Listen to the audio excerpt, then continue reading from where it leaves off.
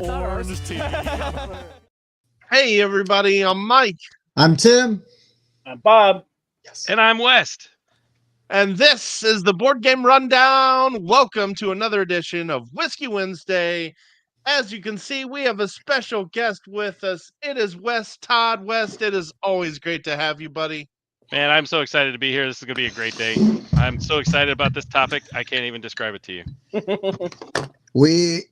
I mean, it is a really good topic. It's a really good idea. Yep. And we're coming into we're coming into like the holiday season where you're going to see some of those extended family members, and you're going to get to hang out with them and hopefully play some games with them. We're constantly looking for ways to play board games with more board games, right? So you're always looking for new ways to bring more board gamers into the hobby, i.e. your family, who you have to spend time with. So at least have fun with them by playing board games. You have to spend time with. They're like making it an obligation, right? That's right. Absolutely. Oh, it is 100% non-optional. You have to. Very true. That is true. I definitely think if you're hanging out, if our families are hanging out with us, there's going to be forced board gaming. That's right. Mandatory I am not locked fun. in here with them. They are locked in here with me. Exactly. That is the way it should be. Yep. Is We right. should say hi to our regulars. We got Trevor here on the other side of the planet. Whoop, whoop. We got Andrew in here. We got Solskeeto. Hey, We got everybody. Jeff in here. Jeff is in here early. Hey. Excellent. Tell him he's pretty and that you won't betray him. Clark, come here. You're pretty, Jeff, and we won't betray you. Hey, Alan. It was great to see you and hang out at QCon. Alan. Okay, don't squeeze that into the mic. That's loud. It is a chicken. I can tell. Yeah. Clark, say hi to everybody. Clark got braces today. Give him a big smile. Yeah, cool. I have Hi. braces. Nice. Congrats, buddy. Not so bad. It gets Okay. better. Now go to bed. I love you. Yeah. Before your mother comes looking for you. Another Ohio friend, Nix, is in the house. He says diplomacy, killing friendships for decades, maybe killing families as well if somebody slaps it on their list. Man, I own diplomacy, would love to play it. But that's like a set aside a day or a week kind of game. Got the Rossies up For in sure. here. Always great to see the Rossies. Hi, Di. Put us on a cake. I know. I'm still like, I cannot wrap my brain around that. I really know. can't. They are too kind. We are undeserving, but we'll take it. Take it anyway. Well, yeah. I mean, I'm not foolish. I don't know if we ever. You know what? We're gonna do this real quick.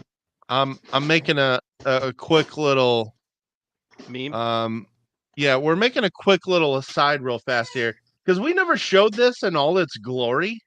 Uh-oh. Well, this is only a quarter of its glory. Yeah. But when we I went mean- to QCon, they made this gigantic hexagonal cake, multiple hexes, multiple layers, Yeah. and we were on one side of that cake, and we all thought that was the coolest friggin' thing. We were That is tastefully tucked away on the side, but it was huge. Like I say that, It like, was. but it was like a massive Yeah. piece of that cake. I could not believe it. It was so big you don't even say the H. It was just huge. huge. Huge. Yeah. Yes. Mhm. I mean, it was so big that if I were to put my hands up next to it for comparison, Oh boy, Please tell me Yeah. you have that picture. I wish. I actually did not. No. Ah. That would have been funny. Andrew, that People cake was use banana delicious. for scale. Mike likes to use his hand. But Yeah. yeah, from now on, we got something to go on. Yeah. Andrew, you would want 2 pieces of that cake. It was that good. It was really Yeah, good. and it came in multiple flavors: yellow, white, Yes. and chocolate. Like, Yeah, I like- I thought there was like a strawberry There flavor was in there strawberry too. as well. there was too. Yeah, you're Yeah, right. that's what I had. It was really good. And I know Yeah, people don't every like the level. M word, but it was very M word. Moist. Ah, I'll say it. Yeah, Tim's I'll saying say it. it. You don't mind I'll giving say me it, you coward. Magnetic? Yeah. Yeah, Alan got some of that cake. Mm-hmm. That was very good. Indeed. I may or may not have had multiple pieces of that cake. You did. I saw You it. did. Yeah. Witness. It was good though. I don't blame you. Well, you had to make up for getting your beer spilled, right? So there was like a way to True. cope. Well, Way to True. cope a Stress little bit. eat. yeah, that's My probably dog true. does that too. Oh, I'm guilty of stress eating. Come on, for sure. I think my middle name is stress eating. So Oh my god. You watch me watch a football game and there's anything consumable around me. It's just it's happening. That's weird. My first name is stress eating. Oh, okay. I thought you were gonna say consumable. That's what I thought I was gonna say too. What about me, Tim? Am I consumable? That's behind the paywall there, Bobby. Oh yeah, so make sure Patrons, we appreciate it. it's only meeples. Okay, that's Yeah. where Only you gotta meeples, go. That's right. Hi, Yeah, mister. it's only meeps. This week, I promise, guys, I will not make a bunch of noise while other people are talking and be really That's good. distracting. I apologize for that. Yep. Because Wes, last week we had Galen on and he was talking about his Mint 10 games coming up, and I'm like over here like, oh, I got him while he's talking. Like, you guys should check him out.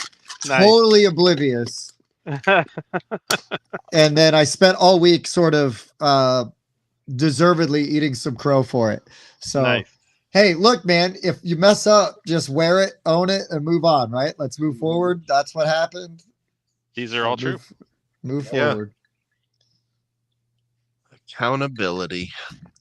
Oh no, I don't want it. Wasn't my fault. I just want to move past no it. accountability. Okay. My bad. Yeah, I was told. I didn't mean to hit a trigger point there. Hey, Justin likes the hat. Hey, it's the new hat. It's the new hat. It's the new hat. I love it. Got the racing We're going stripe down the middle and streaking. everything.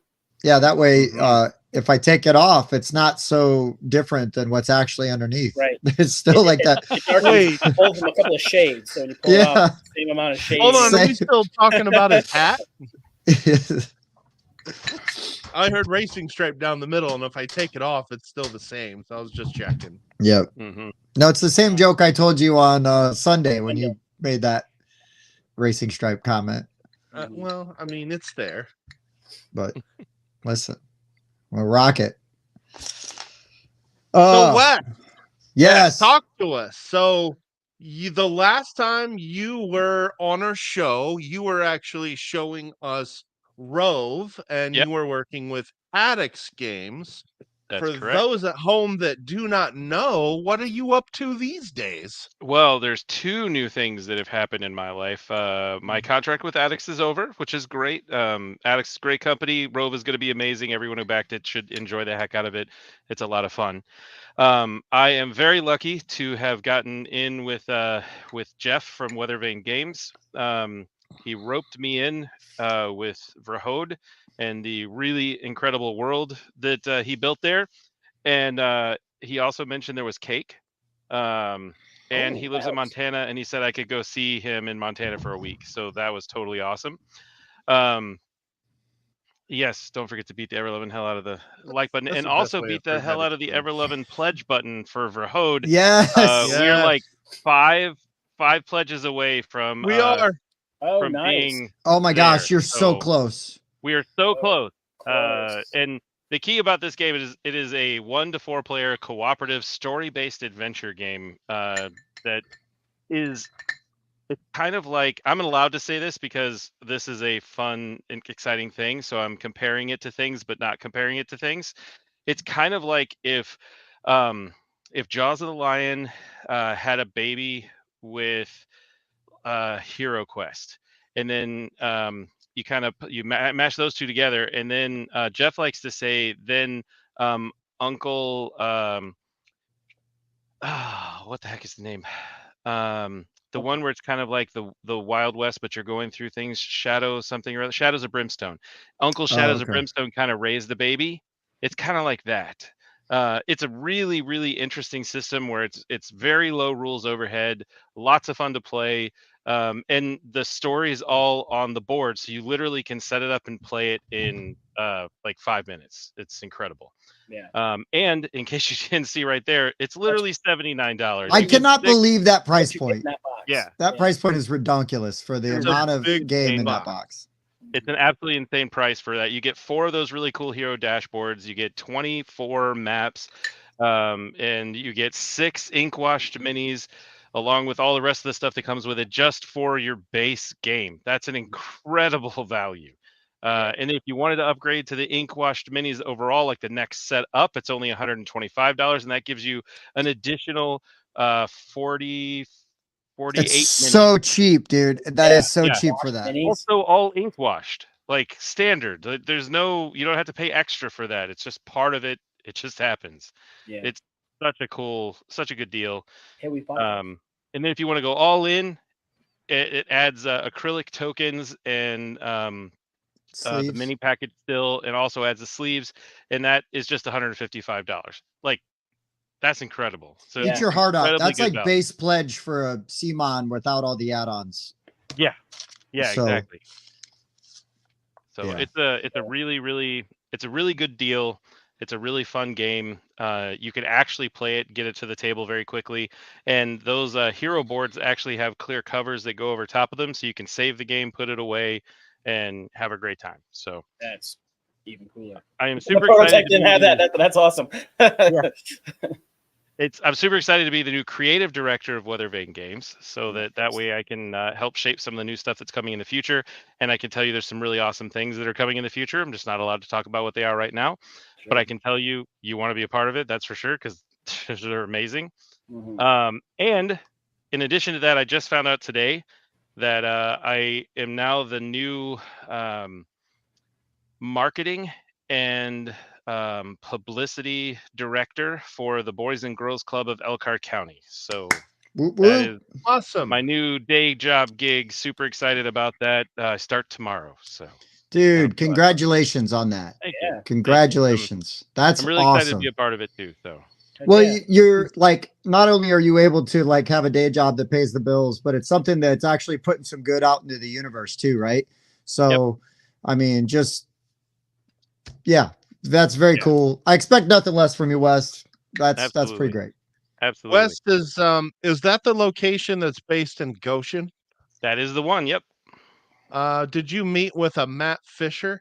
that is my new boss. I know Matt pretty well. He's a gamer. Yes, he sure is. When I went in for my interview, he was like, "Wait, you're a gamer," and I went, "Wait, you're a gamer? That's amazing." Nice. So Yes, yeah, he is. I it have was gamed awesome. with him many, many times. Yep, super excited That's for great. that. Very happy to have my opportunity with Weathervane Games. Very happy to have my opportunity with Boys and Girls Club. And I also have this little game here that's just about finished. So that's coming up here very soon. Good old Claw. Totally redone, revamped. It's going to be pretty incredible. Going this weekend to PGX in Pittsburgh to talk about that and to showcase it there. And man, oh, that game is gorgeous. The I'm map telling is you what, beautiful. those I've seen some of the designs with like the player boards and some of the art and stuff that y'all have been working on, and holy crap, it just looks It's really beautiful. good.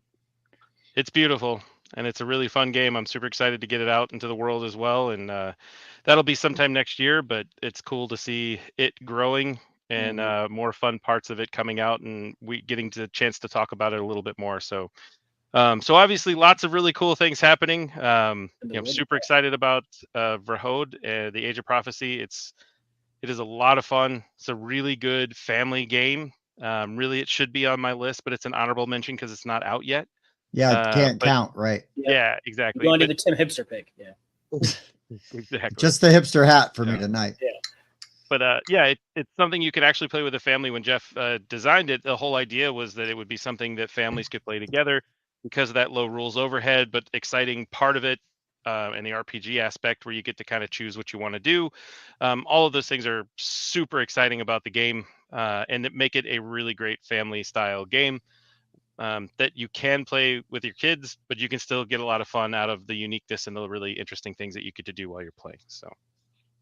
Mhm. Yeah, that was one of the things that I was most impressed about with this is just how easy it is to learn and play. I mean, you grab your character, you pick your skills, you slap one map board on the table. No more searching for 20 tiles that have to be sorted and organized. That's the worst part about games in this ilk So I was very happy with how easily we could just have this set up and just start playing.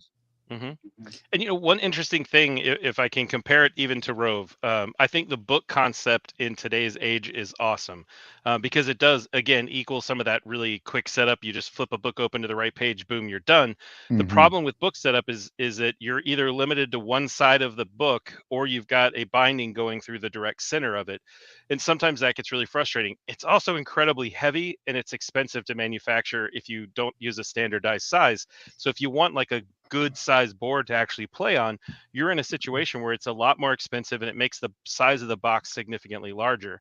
And one of the things that Jeff did a great job with when he was designing how to put together this game was to do that single fold map where it makes the size of the box half the size. The big map is still pretty good size. You can do a lot with it. It also has tons of story on it.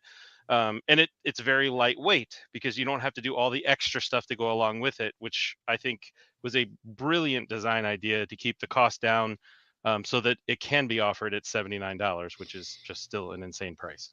Yeah. Yeah. Bobby, did we get the second video ready yet? We've got. Yeah, I SEO'd it and it'll be released tomorrow. But Mike did a cool thing where he put a bunch of those wash minis on like a turntable and Nice. it really Yeah. shows them off. And yeah, they look so cool. That's awesome. So we have a preview video up on the channel so you guys can check it out where we spend a couple minutes just talking about it and give you a little breakdown of it. But then tomorrow, Bob and I sat and we sort of did a compare and contrast to some of the big name dungeon crawlers to try to like help you really be able to identify some of the differences and why, I mean, to spoil a little bit of it, why there's appeal.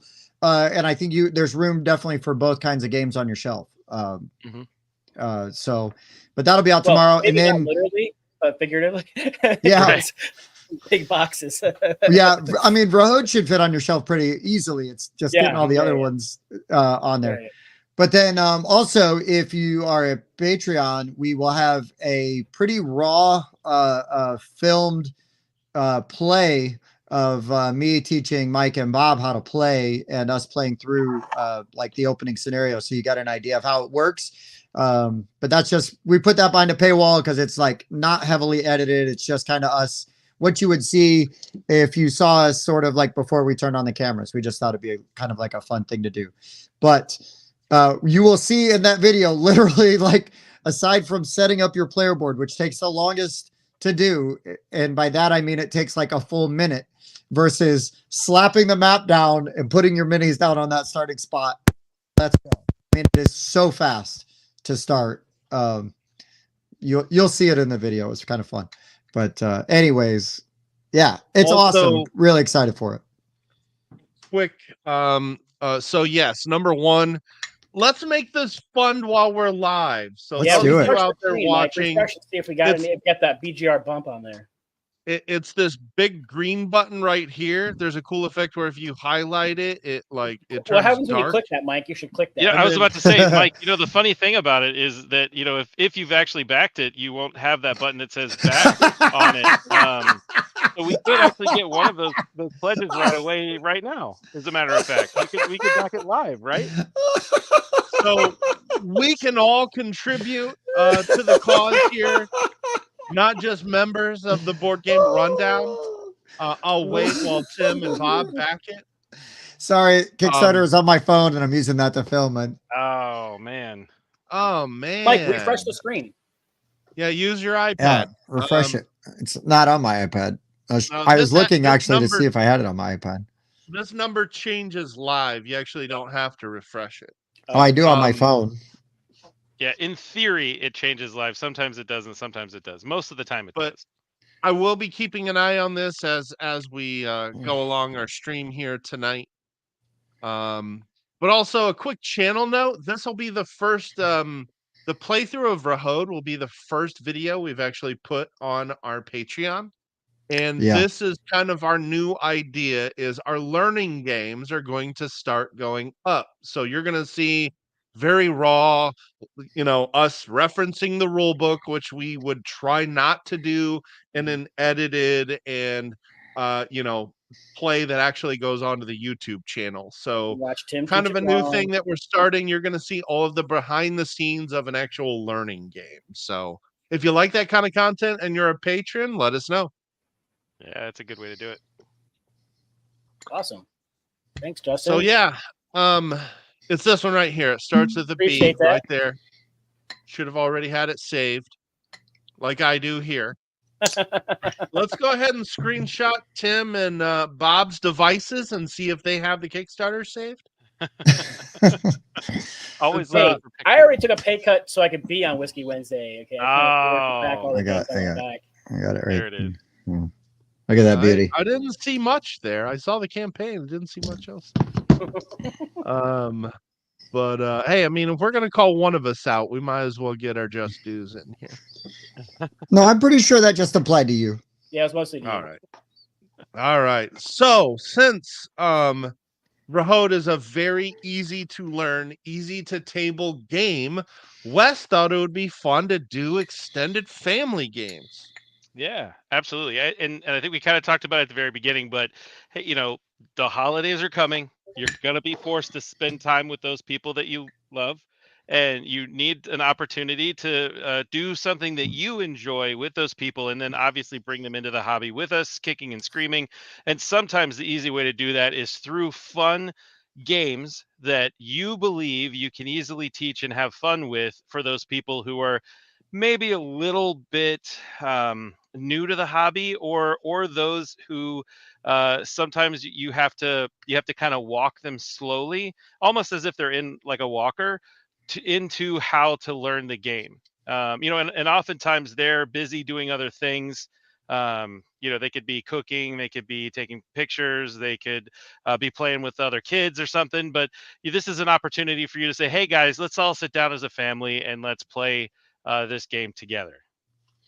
Yeah, I mean, I think that you're hitting the nail on the head, right? Whether it's like aunts, grandparents, you know, cousins, they want to get together. Like family time. Family time is important. Now's the time. I know when I go down to Kentucky, and my first pick will be very apropos of this. We all, you know, we get all the cousins, aunts, and uncles all in one spot, and then we play games. We, you know, and talk trash. So, absolutely. Well, you hopefully got another backer here before the campaign is over. Thanks for the comment, Sam. Hey, Mike, you need to jump in the Discord on the Whiskey Wednesday chat and pull this meme up. It is absolute fire right now. Ooh, and it is so good for my soul. It makes me so happy. Oh, I'm getting memed now. I love it. We're talking my love language. This is wonderful. Yeah, give me a second. We'll get this on the screen here. This is wonderful. Have you seen it yet, Wes? I have not. No. Oh, you're gonna love Wes it. isn't in our Discord. I tried to tag him yesterday and I couldn't. Oh, well, I can fix that. He left it. In the Discord as soon as you back. That's right. There you go.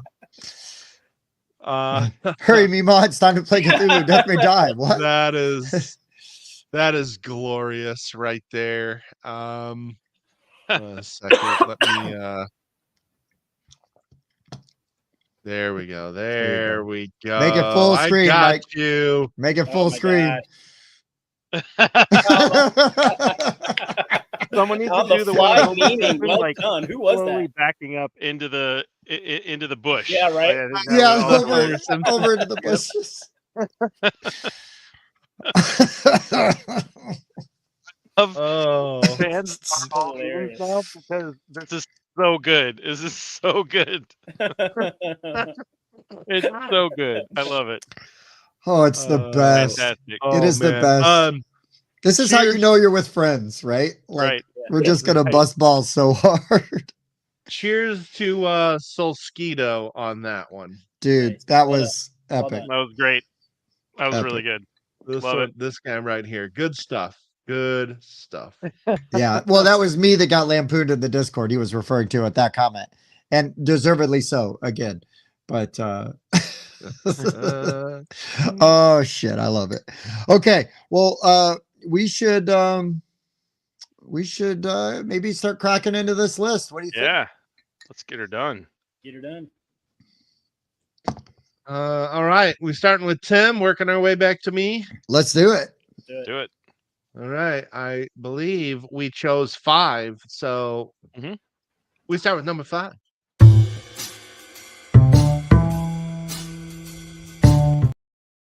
I saw what you did there, Bob. Trying to see Mike's hands. See how many fingers he's holding up. All right. So like I said, I got a bunch of family down in Louisville, Kentucky, and an easy way to get people that don't normally play games into games is hit them in their interests, right? So ready, set, bet. They go to the Downs, Churchill Downs all the time. Yep. They go to horse races. My uncle is a really good horse handicapper, has probably made and lost a ton of money betting on the ponies. And so what better way than ready, set, bet? It's, live action. So there's no downtime. It keeps them interested and engaged. I could just, if my grandfather was still alive today, I could just see him there with like a betting sheet. Like, this isn't real, but still be into it. Like not wanting to admit that he was into it. But like yelling at the tablet, like they do, like technology, like yeah. Except he's having fun, and it's not because he doesn't know how to like work an app. That's right. The VCR is not still blinking at him every day. Yeah, you can fix that with some tape. But yeah, ready, set, bet is got to be my number 5. It was one of the first games I thought of. That's a great idea. And it's really straightforward. It's very accessible, and good stuff. Oh, Andrew has one. Bonanza. There you go. Classic bean trading. Beans. Yeah, I know a lot of older folk that love beans. Yeah. Keeps them regular. Lots of fiber. Lots of fiber. Lots of fiber. Cool beans. Well, I mean, if you know much about my family, a bunch of them are from upstate New York. They love upstate New York. And a lot of people up there love crokinole. And so I think that getting them to play crokinole would be easy, fun. Everybody can sit around and play, and it's a great game. I got a brand new fancy board now. Yes. Yeah. That is definitely that's one of those games where you put it down and you start. You're like, oh, we'll just play one quick game so I could teach you, and then you play that the rest of the night. Yeah. There it is. Love it. Yep. Fantastic. I took the one that Mike didn't want. There's one that had a beauty mark on it, and Mike was like, "Ugh, can I get a different one?" Oh boy! I was there, and the one I ended up with had way cooler beauty marks. It had more beauty marks. But not my other one has just like a beauty mark. I have one. So. It's a beauty mark. So are you saying you got like a Tacey board instead of a Tracy board? Like you got the knockoff version? Yeah. Yeah. But no, I bought a board not knowing much back a little while ago, one of the cheaper ones, and it was fine. Like I take it to the meetups and I could just sit on the table and let people have at it and not have to care about it so much. Mm-hmm. But after watching those being built and then playing on there and then getting my behind handed to me, I had to have one of my own. So I ended up picking one up too. So yeah, I'm excited to get some more looking done. What did Jeremy Tracy write on the back of your board? Did he just sign it? He wrote something. I can't remember what he wrote though. I could go look here in a minute. I don't remember. I think it was something about like a pleasure having you guys or something like that. Oh, it wasn't like rotten hell, you Yankee bastards. Some fine Canadian. Well, that too. Yeah, I mean he's from Canada, so he's further north than the Yanks. You know? Yeah. Fair. And there's very nice, so it's not like something you would say. Oh, look at those beautiful chips. That must be one of my shots. Don't pay attention to those yellow ones. They're sitting in the gutter over there. I never play yellow. Those are good. Yeah, those new ones where you can put the picture on the buttons is just awesome. We got a little reel of like them laser printing them on there, like right in front of us, and that was so cool. Yeah, it was very cool. Great pick. Right, well, I was kind of hoping somebody would pick crokinole. Yeah, a great choice. Great choice. Upstate New York lovers. So for my number 5, I went with, sometimes you have to give people experiences in board games that they don't usually have, and it's very rare that older people drive quickly. So I felt like Heat is a great game to kind of have people try something that they're not used to, like get grandma on the road and just like throw her at going 90 and hit a corner and see what happens. Spit out, Grandma. Yeah, I think it's a really great fun racing game. There's a lot of quick snappy play. There's a lot of pushing your luck with trying to get your motor getting hotter and hotter, and then if you get too hot, it kind of causes a bad day for everybody. But it's an opportunity for the older generation to try something a little bit different, and outside of their comfort zone. So Right. I thought that was a good one. No, I remember my family growing up like really being into sort of that Formula One IndyCar racing, Yeah. stuff. So I mean that makes sense. Mario Andretti and and stuff like that back in the absolutely. 80s, right? Yep. Yeah, my parents used to go to the Indy 500 and everything. Like Emerson Fittipaldi was a Portuguese racer. My mom thought he was good looking because he was Portuguese. I think she's biased. So. Heat is a great pick. It has become one of my all-time favorite games. Oh. I've logged 23 plays of this game Today. It is guilty. That's not even including BGA. I think all the modules add a lot of great replayability. I have not tried my Heavy Rain expansion yet, but we're going to do that soon. Hopefully get a review up for it. Quick little tidbit about this game that still blows me away. This is now number 40 on BGG, which I think it deserves. Yeah. But also, since this game came out in like December of 2022, it has never left the hotness, not even for a week. This game has been in the hotness steady for nearly 2 years now. And I just cannot remember a time where a game has dominated the hotness for that long. Yeah. It's a great game. I think that's the key these days is designing something that's family friendly enough that you can get enough people to play that's not so overly heavy, that it just focuses in on the hobbies. Like if you do a more broad open game, you have a chance to really have a more broad appeal, which is something that I think is important for more games moving forward, to get more people into the hobby. And to just, I mean, and keep in mind also, right, the excellent artwork, and everything. And that game is freaking beautiful to look at. It is. And that never hurts. That never hurts. Because again, I think that appeal, that instant appeal, kind of lowers people's guards a little bit. Like, well, this is really cool looking. What is that? And if you zhuzh it up with some micro machines or something, even better, right? Because then you got a little toyetic factor to it. So I saw this and thought it was freaking hilarious. Sorry. Yeah, that was really funny. That Vincent Dutrait guy, he's pretty good, I guess. I mean, like does a thing or two. It's all right. All right. Okay, my number 5. I'm gonna pull a rule from the full 42. There was already crossover because my number 1 was Ready Set Bet. I think nice. That is the extended family game. I have gotten that to the table at so many get-togethers and people yelling at that screen. It works. It's so brilliant.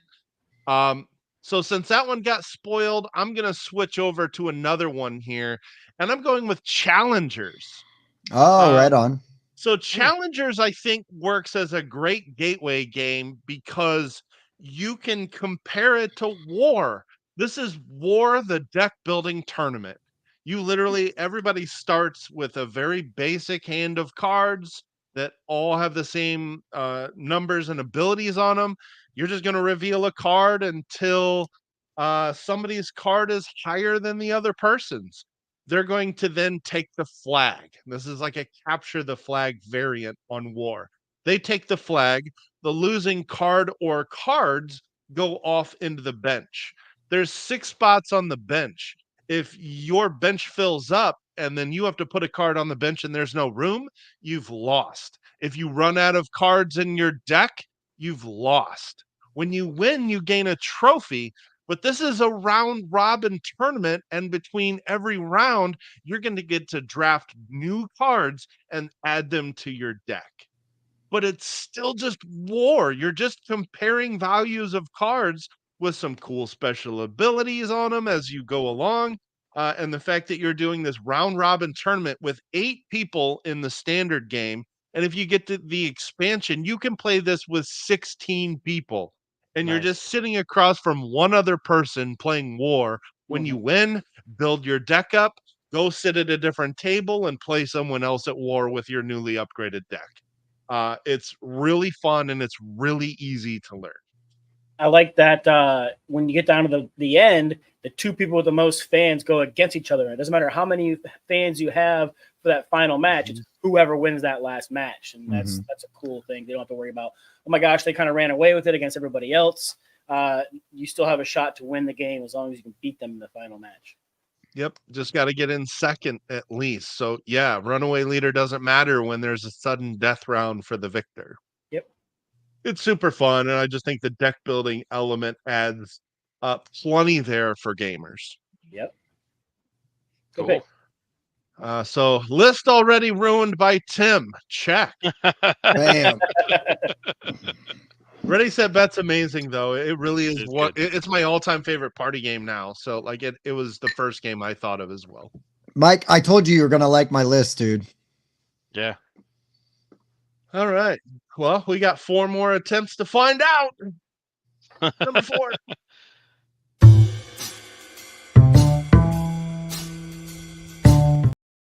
Sorry.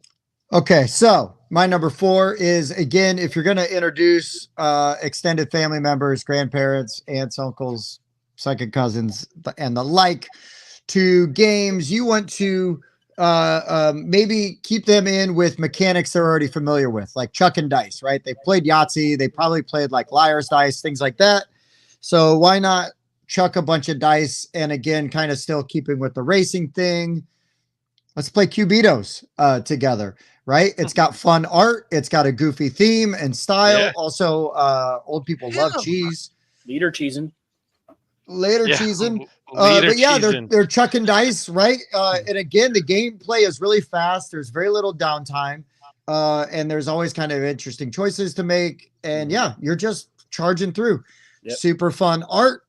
And a really solid gameplay.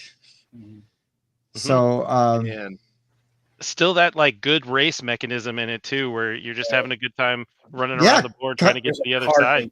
Kind of like Heat, right? You know what I mean? Yeah. And like Ready, Set, Bet. I mean, again, right? You're kind of like taking some things that they already like and just pulling on those threads, you know what I mean? Tying them into other similar things. Yes. Yes, come. So yeah. And I think the cheese theme is kind of fun and non-threatening, and they'll We be still got to fine. check out that expansion. Yeah. I love what this card is actually called in the game is the leader cheesing. Mm-hmm. Yeah. Tim, you're just naming off like my all-time favorite games. That's what you're doing. Listen, I told you you were gonna like my list. I was working through my list, and I'm like, Mike is gonna like this list. He's gonna have Concordia next, followed by Ankh. Then he's gonna have Smartphone Inc. If I could find a way to get Ankh on this list, I would. Right? Trust me. I would be like signing. I'd be the first one at every family event setting up Ankh. Like, let's go. Well, you didn't know, Tim. I'm already planning on being at all your family events from now on. Let's go, brother. Let's do tell it. you. We already do Friendsgiving. We have our friend Tyler who comes over and has for like the last 6 years, because he had like a Thanksgiving where it was kind of weird for him to.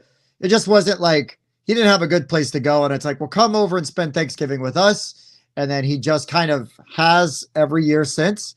And it's been really nice because we all eat. He brings dessert and we play board games and watch football. And so if he's not there, it would be weird.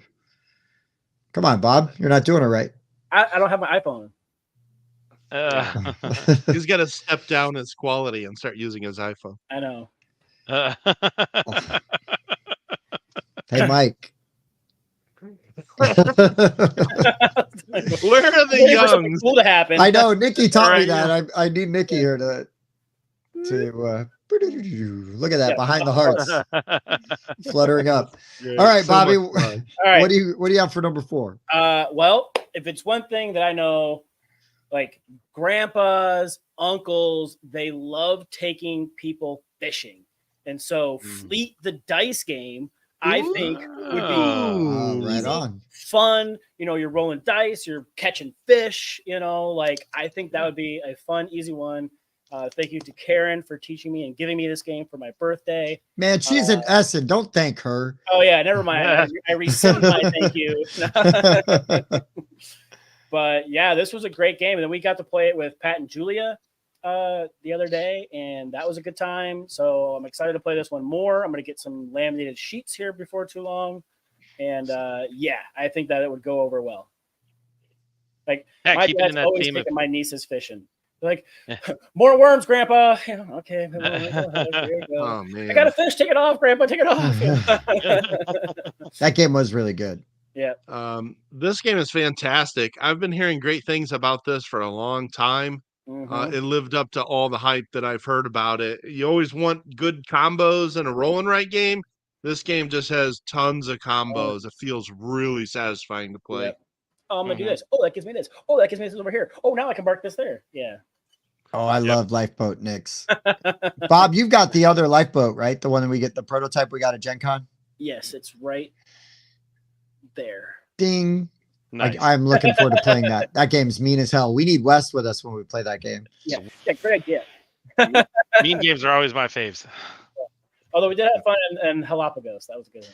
I did get everybody to kill Wes early. That made me feel good. Like super early. It was a big swing, man.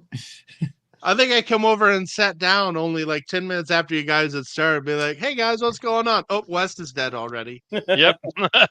I was the first one out. Yep. I was not very far behind you. They killed me pretty quick right after that. Like, Tim, that was such a good idea. Yeah. Yeah, you killed West and I. It was easy. And we did all the work. Exactly. I did all the fishing.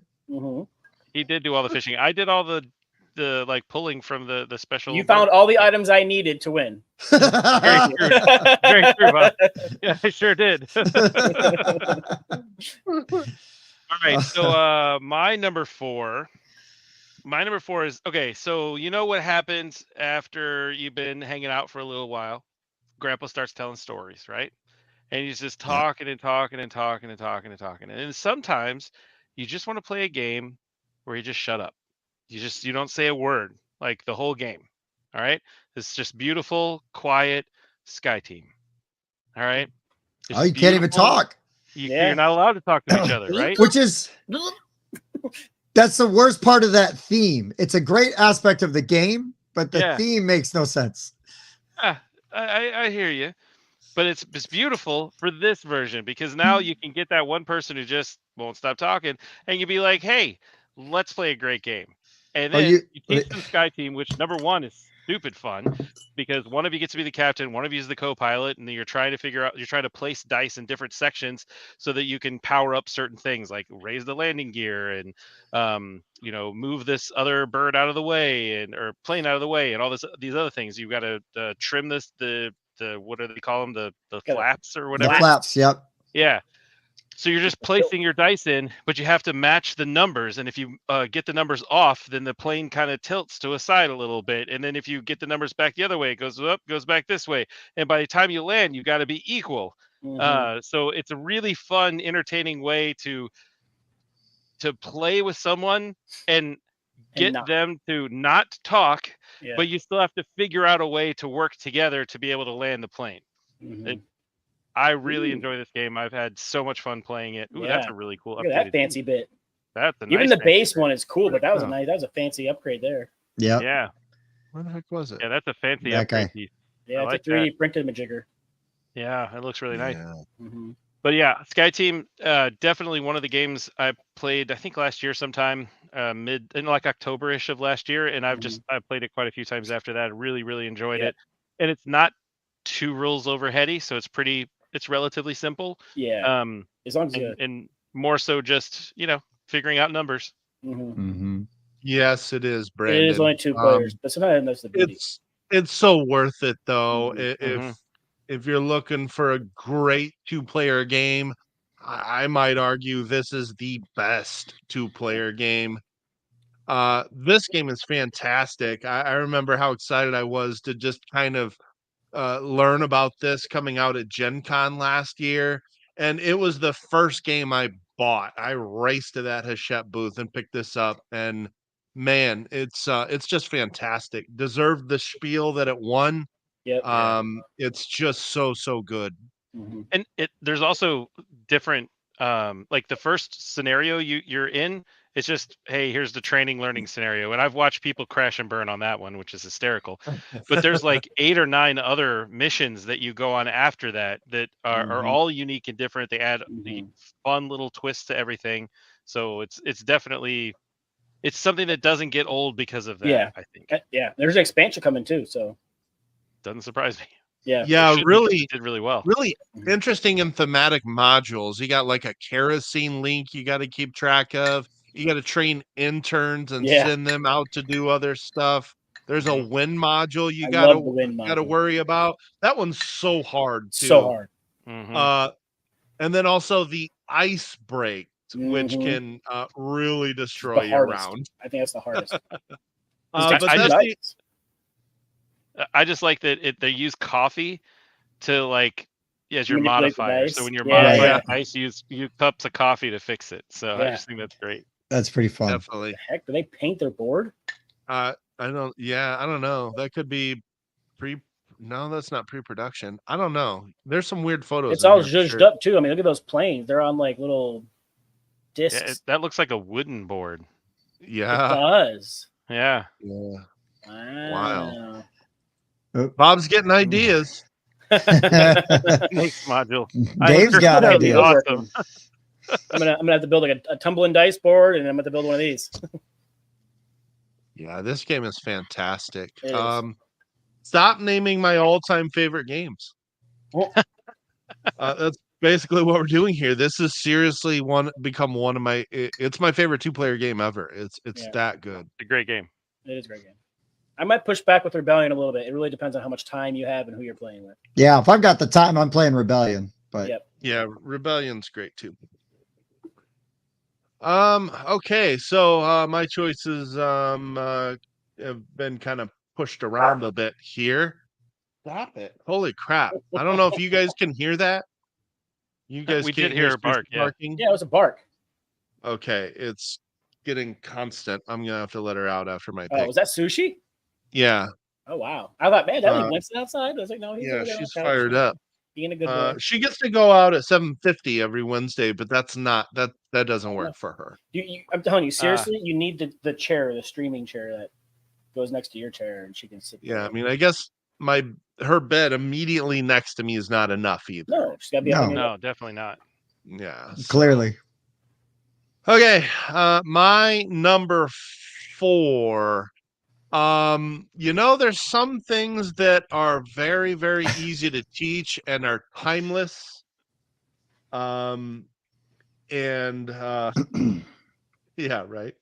Snakes on a plane module. There's some things that are games that are timeless, that are very easy to teach, that just never get old. And I'm gonna pick them anyway. I'm going with For Sale. Oh, so good. Oh, that's a great game. Love this game. For Sale. I love auction games, and I've loved them way before I started working at an auction.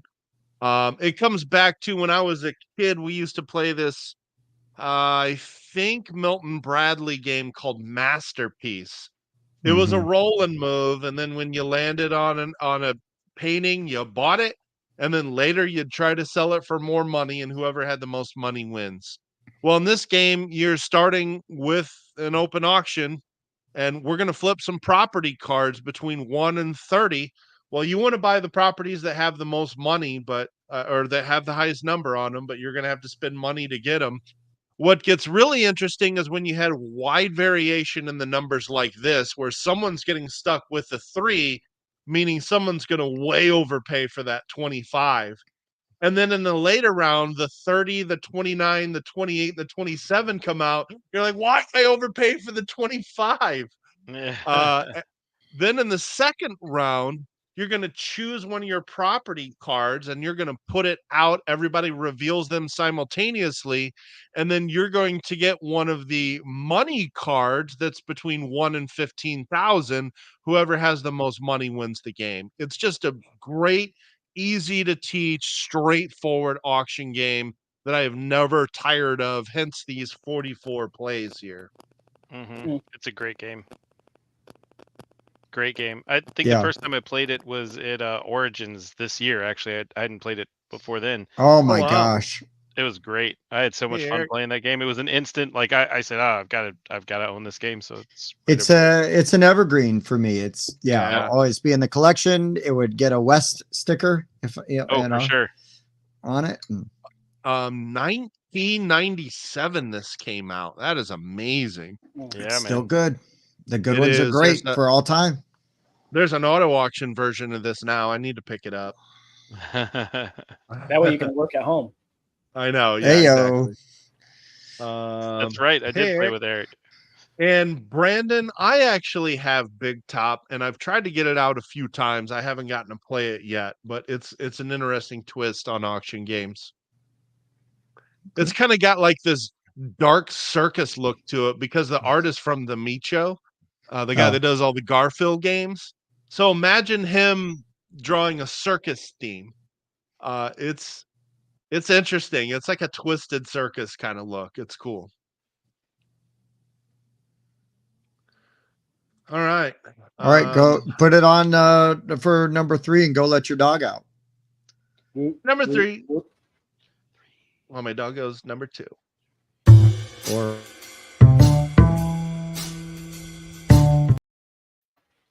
Wes, you're the dog expert. Can a dog go number 3? Yes, a dog can definitely go number 3. The 1 plus a 2. So, right. Real quick, while Mike is going to let the dog out, I gotta ask. So, that's a real story. Dave actually pitched Snakes on a Plane expansion to the designer of Sky Team. That would be incredible to me. It also sounds like something Dave would 100% do. So this would not surprise me at all. I respect that. That. That's pretty awesome. We're also going to stretch and fill until Mike gets back so he can hear my number 3 because I think he'll like it. He said it was to a developer, not the designer. That's still pretty awesome. So that is. I respect game, man. That's so good. That is so good. I love it. It's funny. But could you see Dave just going like, "Hey, I have this really great idea. We're just gonna sit there, okay? We're gonna be on the plane, and then boom, snakes. Done. Boom." And then, the first person to go, what are all these MF and snakes doing on my MF and plane? Wins. That's right. But it's co-op. Yeah. So good. So you don't want to be the first one to say it, but you don't want to be the last one to say it. Well, you have to send the interns to go deal with the snake issue. Oh, right. Yeah, that's a good idea. One of the interns is Samuel L. Jackson. So there you go. That's clearly the right intern for that expansion. Clearly. That's right. Yeah, you're Samuel only allowed Jackson because it's probably like a thing you can't do the L with him. Yeah. Right. That's true. Yeah, that's probably only allowed lizards on a plane instead of snakes. There you go. You have to get the purple lightsaber to do it, though. Right. Exactly. You're only allowed to say 15 rounds. It's the only way. Right. Okay, so I had to stretch the theme like a tiny bit because it's like adjacent. But here's the thing. No. This is still on my list for a good reason. I just have to change the country that's involved in this because cheating. Here's the thing: is I have a very strong Irish heritage in my bloodline, right? Like great grandparents came over from Ireland. And what is Ireland known for but like sheep and whiskey? And a game that I haven't played, but it has sheep and whiskey in it, is Clans of Caledonia. Now, technically, it's Scottish, But if you like, I look at that and I'm like, it could be Irish. And like we were talking about, like, because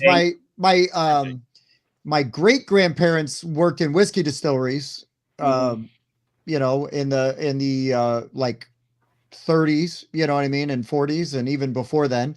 And so there's some of that tradition in my family. And then, like, when I did get the opportunity to go to Ireland, the amazing thing is, and they say this to everybody, whether you look like you've got any Irish heritage or not, is they say welcome home. And they are it is just such a cool, wonderful place to be.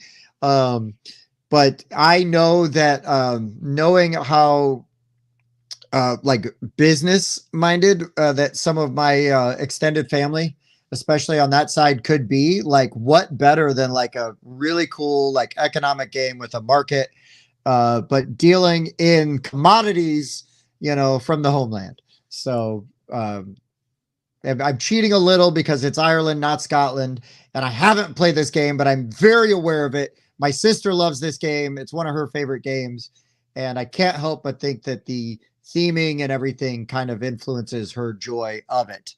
So, hey, Seppi. Wow. Seppi's my guy. What's up? Your huggable little weirdo is here. Is that you or Nice. Seppi? No, it's me. He called me a Okay. huggable little weirdo. I can see how. No, that's Tim. I Tim can is see how definitely- that would. Yeah, it's true. So, all right. So there you go. Thank you for indulging me on my number 3, Clans of Caledonia. So Reminds them of the old country. Is Tim's theme this week to just pick my all-time favorite games? Because that's No. what he's doing. So It Is is that in your extended top family. It's extended family. Extended family. All right. Anyways, I'm trying to like not just play party games with my extended family too. I want to play something Exactly. like Yeah, satisfying. he's picking my all-time favorite game. Is Mike? This is my list. Get off my back. There was a reason I brought this game all the way out to QsCon. Oh, was that your copy? Was that your copy that you guys played? That was the first thing we talked about playing. So it was like scheduled play, man. Nice. These are both true things So about me. So huggable. So. Hey, we did play. Wes ran a game of End of the Line for us. Yep. Oh my gosh, it was so much fun. We had a great time. Yeah. We did. And no sneaky win by Mike this time. That's true. Mhm. Oh, I died. See, there's me dead. There it is. Who won that game? I don't remember. I think I did because I looked very happy. Yeah, you do look a little happy. A little bit too happy for comfort. Yeah. Yeah, West kind of taught us and ran the game, so that's why he looked so happy, because he got to kill everybody. That was fantastic.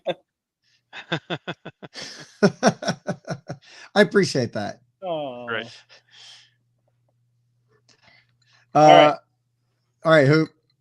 So my number 3, there's not much more that like my grandpa and my dad like more than World War II documentaries and like shows and stuff about that.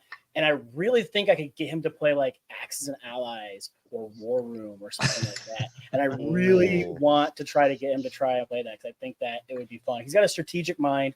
I think he would like it, and it would give him that like not necessarily relive experience, but like, you know, that chance to kind of reenact.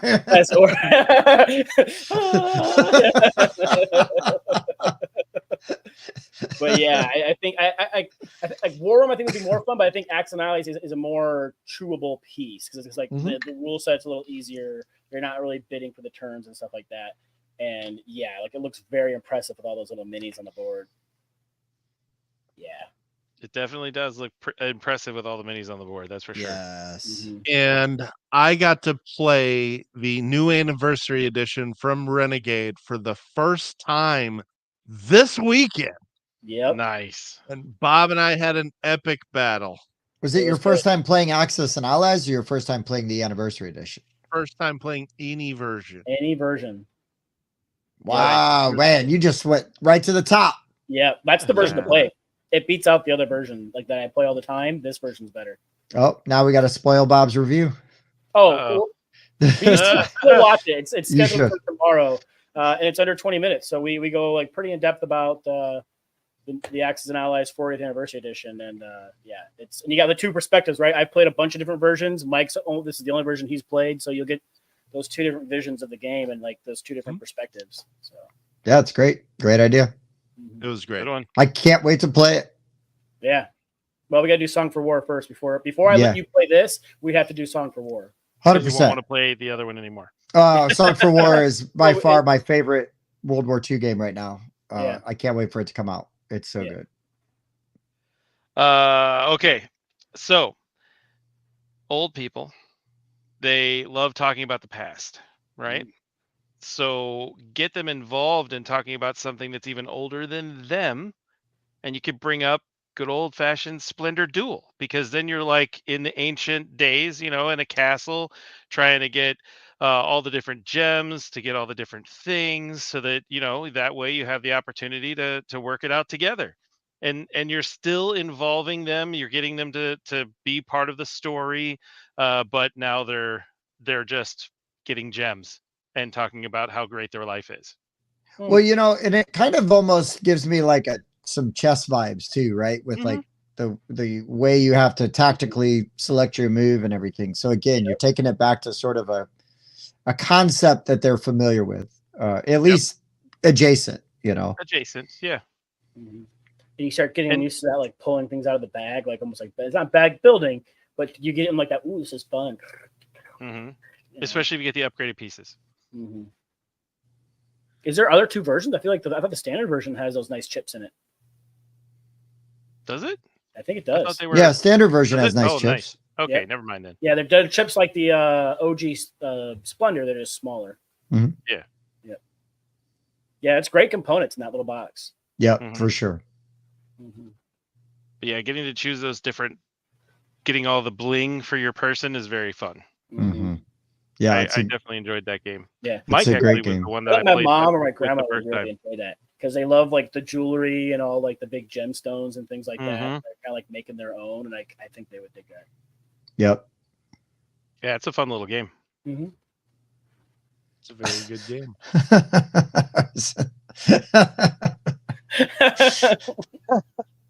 Nice, Steffi. I'm on to you guys.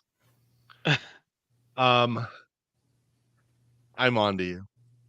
All What right. are you talking about?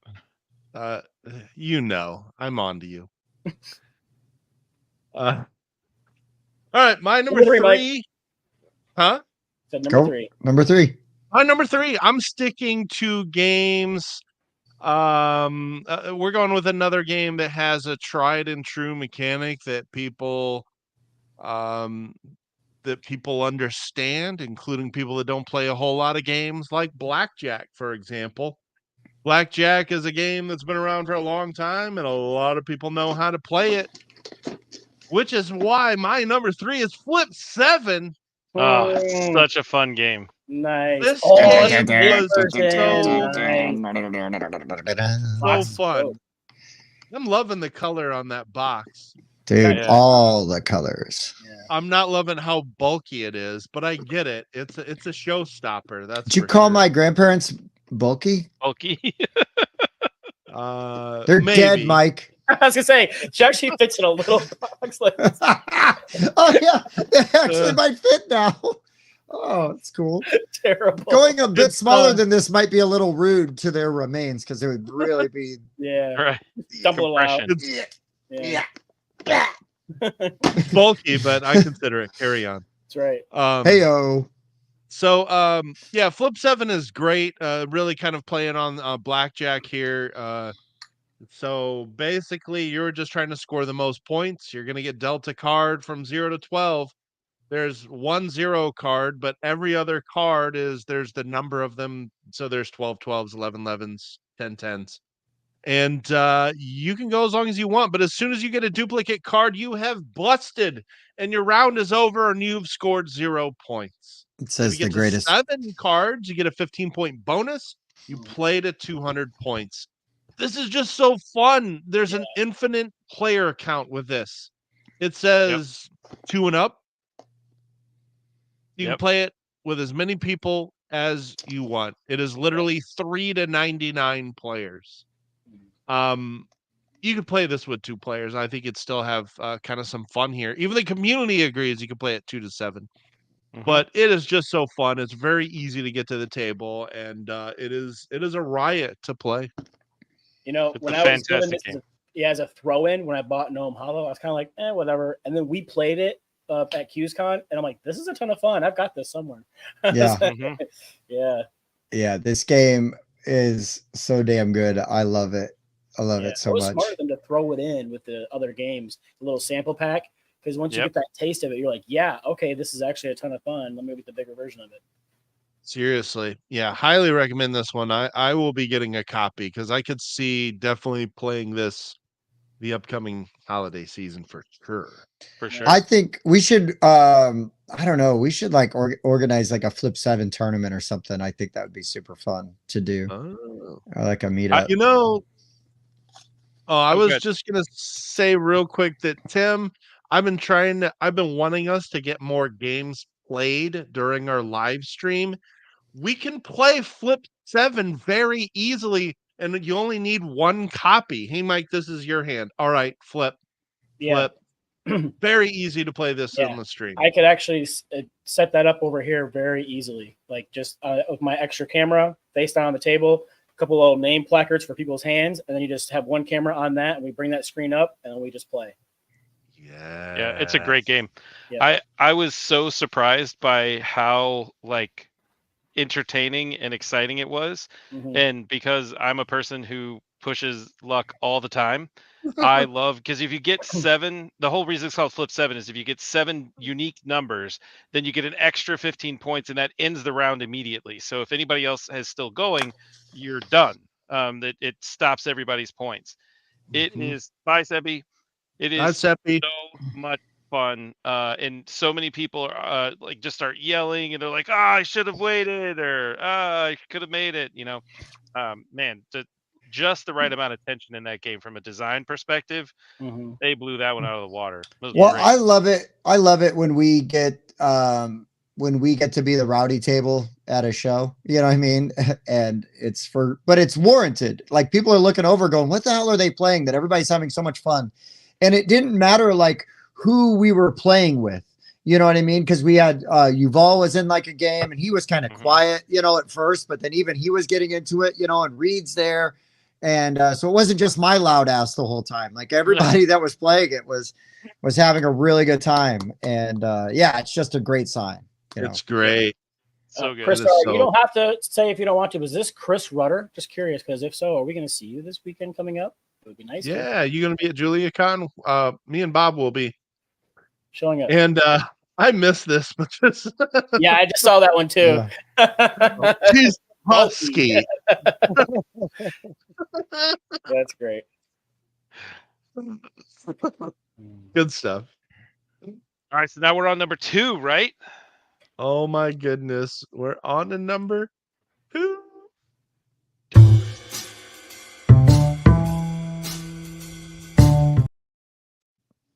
Okay. Well. Okay. Hey, Mike, Chris Rudder. Cool, Mike, we'll see you then. I swear this is a coincidence, so just shut up. No, I'm on to you guys already. This is a coincidence, so shut up.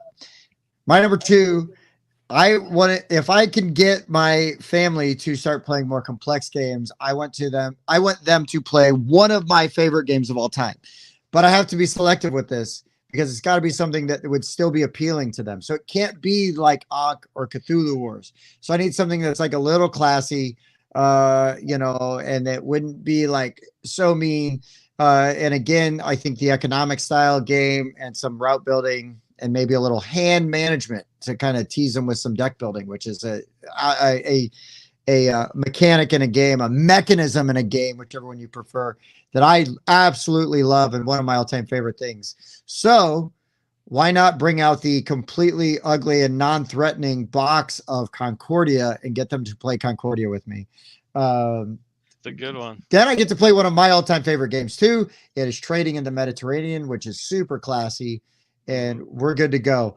And again, it's going to have like all these different mechanics that I really love, and then I can branch off and get them to play other games. If they glom on, you know, you got to listen and see what they're interested in, right? Like, oh, I really thought this was cool about this game, or I thought this was cool. And then you can kind of like branch off and kind of, you know, start to then pull them in and like, oh, you like deck building, huh? Like, let's go. Oh, you want to build some routes? Like, we'll skip Ticket to Ride. We're going to go right to Concordia. But very satisfying. One of my all-time favorite games. Depending on the day you ask me, it is either my number 1 or my number 2 favorite game of all time. I love it. Concordia is great. I haven't played it. It's definitely a good one. It's a big jump from Trains to Concordia, but it's still a good jump. If you can get them there, it's a good one. Right. Well, I already jumped and went to Clans of Caledonia, which is way heavier, but I was hoping that the Greens of Scotland would, you know, carry us along. Amazing box cover too. Yeah. Yeah. It is. It's like the old Snapchat filters before they improved them. I guess. Right. Good old Right. 2013s, you know? Yeah. The MySpace filters. That's right. Yeah. Make it in my Tom is my friend. I'm on to you guys. So my number 2, I have a fancy edition of this coming, and one of my grandpas, if he was still alive, talked a lot about the old country and being like from like Portugal and all like the architecture and stuff like that. He thought it was beautiful, but I feel like showing him those castles of Burgundy and showing them like on the map, like I think he would really like that. Like the strategy might be a little bit too much for him, but I just feel like he'd have a good appreciation for it because he likes all of like that architecture stuff. And so, yeah. I think and if you got those nice components, right, you're popping down on there, right? That keeps people around.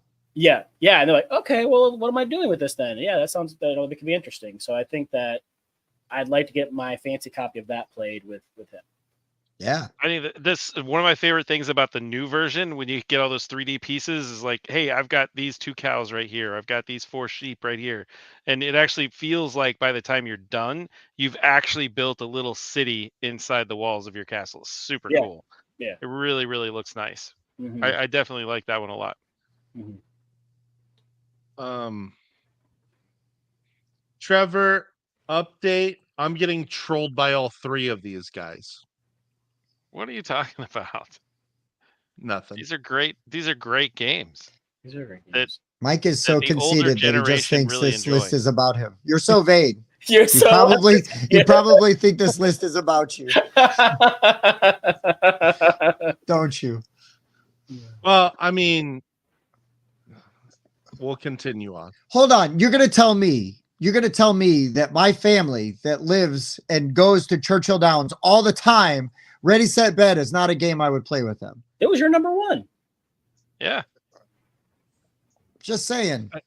All right. Well, my number 2. So we've talked about what happens in the past with them, right?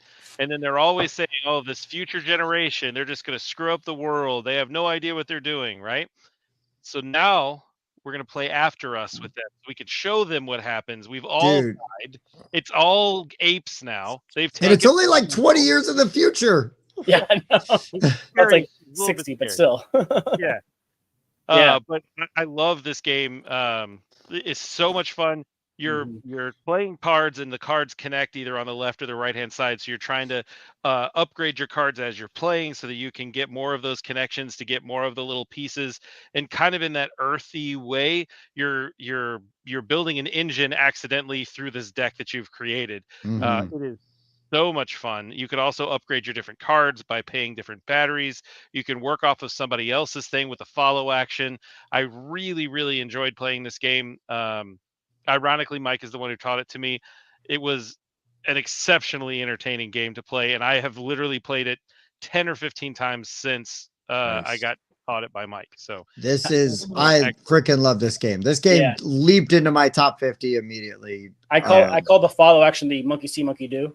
Yeah. And I taught it to like 4 newer gamers at PewsCon, and they all loved it. So yeah, it's so much fun. It's a great game. Really good deck builder, and then like the simultaneous play just keeps everything moving and everybody involved. After we played and reviewed this game, I became addicted to playing this game on BGA. It is perfect for BGA. There is so much serotonin drip you get from playing this game. Like, this is the one game I really enjoy playing online. 3 of these, and then give me 2 of those, and I'll take 4 of those, and now I'm gonna buy a new tasty card. Man, this game just is so satisfying to play. It's really good. It is really freaking good, and it's got that good artist again. Who was that? More Vincent Dutrait. It's the best.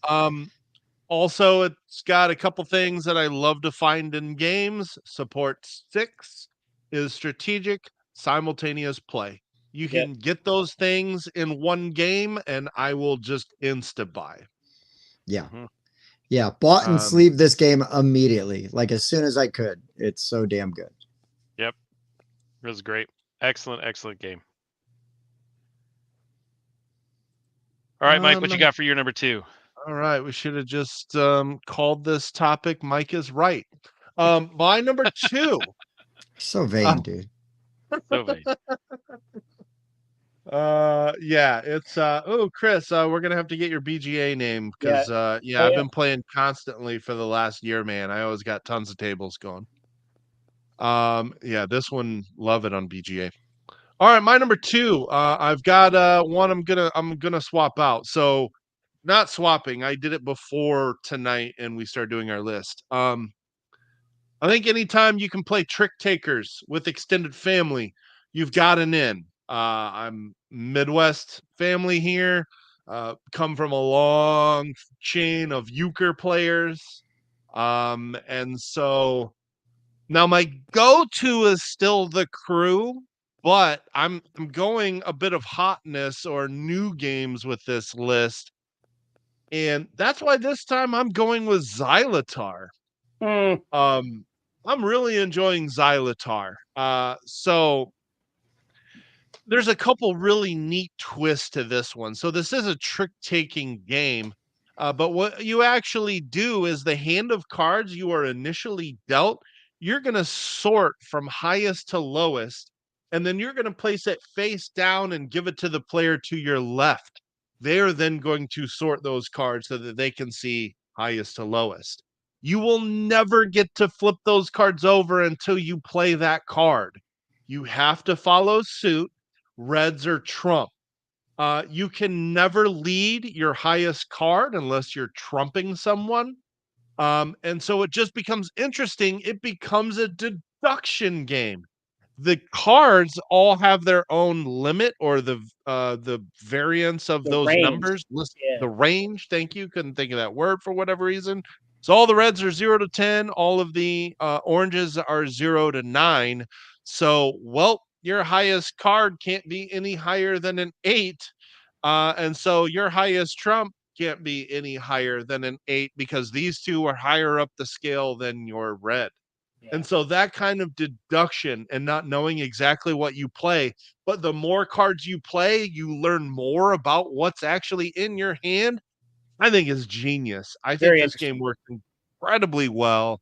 I'm really fascinated by this every time I get it to the table, and I just keep bringing it. It's when I'm grabbing filler games, it goes in the bag every time now. So that's I'm Mike's really enjoying it. What's that? I said it's your Ahoy kitten. Like Tim and I are always like have that with us and take it with us everywhere we go. Now Xylotar is your Ahoy kitten. You've always got it in your bag. It's ready to go. It's small box. Well, the first thing I do is ask who's bringing the Hoy kitten, and if not you guys, then I bring it. Then I bring Xylotar. Yeah. But this is really becoming my go-to trick-taking game right now. It's very good. I played this with West, and did Yuval? Who played it with us? Somebody else played it with us, West. Didn't Reed play it? Or maybe it was Reed. Maybe it wasn't Yuval. Maybe it was Reed. I don't remember. I played Or maybe this they both actually played it with us. for the first time I played this was when I showed up to Gen Con this year. Wes was the first one that was willing to play a game with me. So he and I played this 2-player while the other guys were playing whatever they were playing. It was Magic Commander. Magic. Yes. Yes. Oh, no, Magic. no. And then Donnie, speaking we'll of fix Reed, that next time, dude. Totally. oh man, I'm sad about that as well. I didn't also, play we one game play- of Ahoy Kipnick, QSCon. Yeah, we had copies available. We played this in Toronto at Reed's place with Yuval and Reed, actually. So What, Xylotar? yeah, Oh, okay. Yep. yeah, I'm really become a fan of this one. The bidding mechanic is really interesting too. I meow. Okay, time for our number one extended family games, aka Mike is right.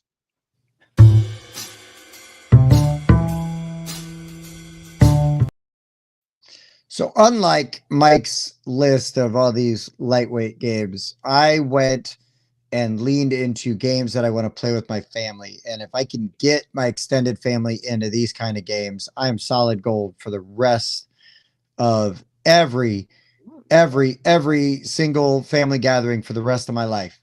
Doing that now, Wes. To kind of take a spin on what West was talking about earlier, where, you know, what are the conversations like, what's going on? And yes, they always are talking about the past and if they could change anything. Oh, if I could go back and tell my younger self, you know, this, and it could change the future, well then why wouldn't I play Anachrony with them? It is the best game about time travel that there is. Now it's super complex, but again, really cool components. You've got that end of the world aspect. So if they're all doom and gloom, you're like, well, the cataclysm's coming. But just imagine what you could do if you could send resources into the past. If you could borrow from your future self to that and then have to repay.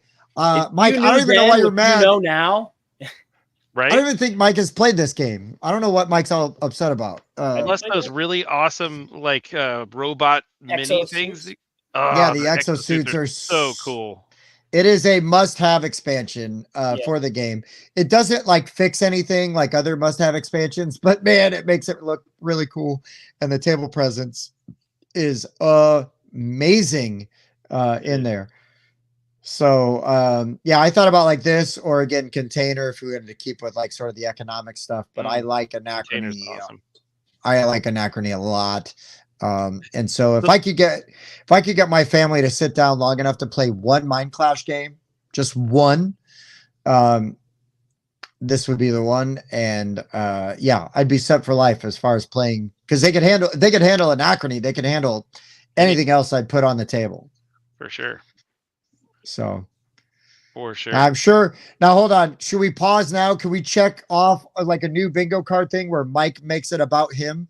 Is that a new thing? That's a new thing on the bingo card. So if anybody wants to go ahead and check off Mike makes Tim's list about him, go ahead and check that off if you have that on your bingo card. And then I will pass my turn to Bob for his number one. No, no, this list has nothing to do with me. And also totally irrelevant. I'm just showing off all the games I've rated a 10 on BGG. Totally unrelated. Totally unrelated. Wait, what are all the games you rated a 10 on BGG?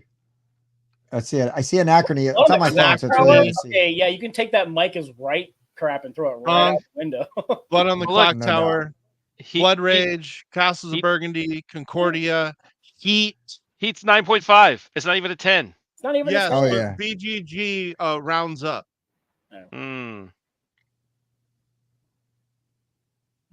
So, anywho, we'll continue on. But I just wanted to reference that before we heard everybody's ones. Good Lord. Mike is just against serendipity, I guess. I don't know. Yeah. Or he's over there changing his BGG to make his argument right. That's true. Exactly. That's true. Before we finish, I'll make sure I pull up my 9s as well. Okay. Hi, baby. All right, Hoop, what you got? All right.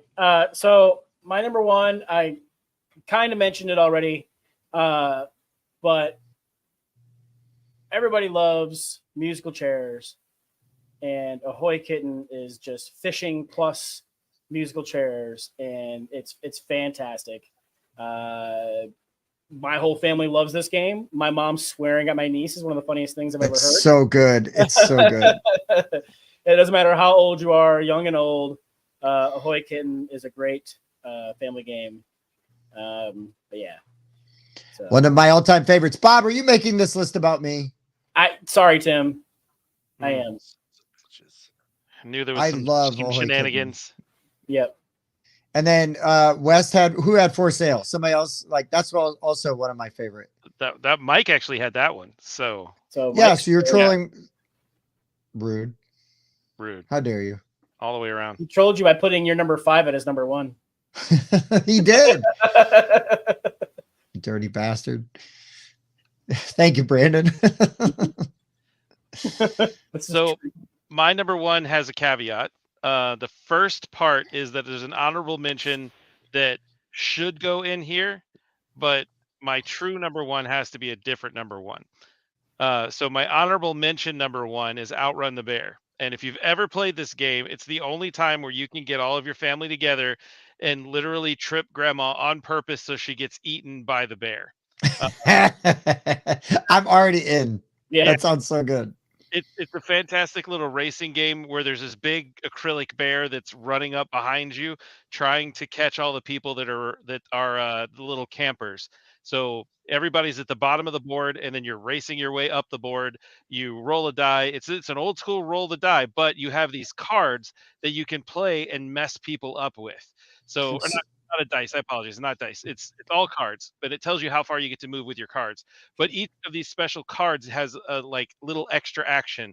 There's some of them that'll allow you to move a little bit faster, or it'll allow you to trip somebody if they try to run by you. So you have like extra cards that you can play on your turn. But the thing is that all the cards you're playing actually tell the bear how fast to move. So if you do something really amazing, then the bear's going to get a chance to move a little bit faster. And he'll eventually catch up with people, and he will eat them along the way as you're trying to run to get back to the car. I need to have this game right now. This game sounds so much fun. Hey, Mike, do you want to bring up your? It's fantastic. Does Mike want to bring up his BGG stats on how much he loves Outrun the Bear and that West is picking games that he loves? Because I'd never heard Mike mention this game ever. No, West is taking the Tim pandering role tonight because Sam was in the chat earlier. The designer of this game. This is actually one of my favorite family games to play with people because I love trying to eat them. It's fantastic to kill your friends. So right, you don't have to outrun the bear; you just got to outrun grandma. Around the Stump game. Around the Stump games, he's got an upcoming game that we're actually going to be covering. Hits Kickstarter in November, I believe, and it's Button Kingdoms, a very unique twist on deck building. That was why I met Sam, and then I learned he also designed this one. Yeah, a fluffing game of something in corruption, I believe is what he calls it. Nice. It's a great game. But my true number one has to be because old people, they love flowers. And when you get old people together, you need to give them something that's going to be pretty, right? So the most important thing for that to like keep them engaged at this point is going to be, and tulips. They love tulips. So we're going to give them this really fun experience with Gift of Tulips. It's a very interesting game where you're playing tulips down on the table, and you have a chance where there's a fun mechanic where you can actually like give the card instead of, because you're shedding things, you're trying to create this really awesome tableau in front of you, and then you're one of the ways that you can get rid of cards that are in your hand is by giving it to another player, and that other player, you're like, wow, that's amazing. You actually get points based on how good the card is that you just gave them. But over time, the points of the tulips keep changing. So maybe right now you're giving them a great card, but it might not end up being great by the end of the game. There is one little mechanic in it that I'm not a huge fan of, but I've heard that other people really enjoy it. So there's this part where you can kind of throw a card into the market in the end, and then you just pick up 3 random cards at the end, and they're worth extra points there as well. So that could be a fun one too. But this is a very beautiful game when you're playing it, because there's lots of tulips together, and it does look very nice on the table. It's got a really good table presence, and it's relatively easy to play as well. Yeah, it's too bad that Bob has a real prejudice against the Dutch. Yeah, it's true. Ironically, Mike actually taught me Famously. this game as well. Yeah, so ironic. Oh, that's cool. Yeah, Wes crapped on this game when we played it because he didn't like that mechanic of tossing cards into the private supply, and then only 5 of them affect scoring at the end of the game. But I think Well, it's not my favorite. Yeah. I think the gifting part. No, he crapped on it. I think the gifting part of this game is very clever, and I hadn't quite seen a game where you get points for giving other players the opportunity to score. So I felt like it was very unique. Oh, good. Mike hasn't rated this one. So again, we're Yeah. not trolling Mike. And the key is, I did crap on that one mechanism because I didn't like the way that it worked, but the rest of the game made a lot of sense. Oh, the attempts You at know- trolling me here. Mike, you say crapping, but it's more like fertilizing, so those tulips will grow. Yeah. Oh, Again. they're growing. Again, it's not even rated on his BGG. So you cannot say that this is like, oh, the guys are messing with me, blah, blah, blah. Get over it. Definitely not. No, that's true. On a totally unrelated note, before I go to my number 1, Which better not be a game I like, or you'll never hear the end of it. Yeah. let me just real quickly, we're just going to revisit some games that I've scored a 9. So like After Us, an 8.5, for example. It's a great game. It's a good game. Yeah. Mhm. Or Clans of Caledonia, which I've rated a 9 as well. Or Okay. Container, which Tim mentioned, which I've also ironically rated a 9. Oh, look, there's Cubitos, which I've also rated a 9. Hey, you taught me that game, and it's really good. What do You you taught me want? that game too. So other than just, Castle of Burgundy, I'm looking for any game that I mentioned on there. yeah, totally unrelated. So just wanted to point that out. All right. Okay. So, all right. My number 1 was going to be Anachrony. It is one of my all-time favorite games. Duh, it's good. Great game. Now the reason it would have made my list is because my uncle got me into board gaming. And the funny thing is that my uncle is like Bob's age. So he's barely older than me. So Bob's my uncle is what I'm saying. It's No, true. so about 11 years ago, Way to my go, uncle Bob. showed me Lords of Waterdeep, and that was it. That was the game. Hell yeah. That's a great one. I requested we played it again, so we did. We played it twice in the same night. I Nice. bought it a couple days later, and it was the first game I started teaching other people, like, this is what modern games are. So that one hooked me. So now I'm much farther into the hobby than he is. So I really relish the opportunities that I can show him games he doesn't know. And the last one that blew his mind was Anachrony. So that's why it was going to be my number 1. He's my hack for lists like this. But since that is now gone, I'm not going to use games that have already been used. Yeah, that violin needs to be much smaller, Tim. Many hands. Hey, something that everybody can understand is shedding cards, just trying to get rid of cards. Everybody's played Uno with family members. So my number 1 is going to be Kabanga. Ooh, Hey, great game. love I mean, Kabanga. Wes This taught me is this the- game. I loved it. This is the ultimate extended family game, and this has nothing to do with the fact that Wes taught me this. Wes, do you have that game rated at 10? I thought you might have rated that at 10 on your. It's a good 7 on my list. It's really, really fun, nice and simple, entertaining game. Yeah, my 1B would be Captain Flip, also totally unrelated that Wes taught me this game. Also a great game. But yeah, Kabanga's great. You're just playing cards to match the colors here. But if there's a gap, There's the so if I gap. play a 6 over here, anybody with a blue 9, 8, or 7 can say Kabanga and throw all those cards out on the table, thus shedding their hand. As soon as somebody runs out of cards, the round ends, and you're going to count up points, and lowest points wins. The points are these little diamonds on the card. It's a ton of fun.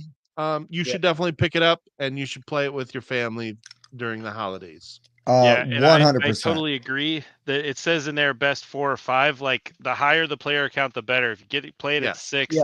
it's just the constant More kabanga, kabanging. kabanga, kabanga. It's fantastic. So much fun.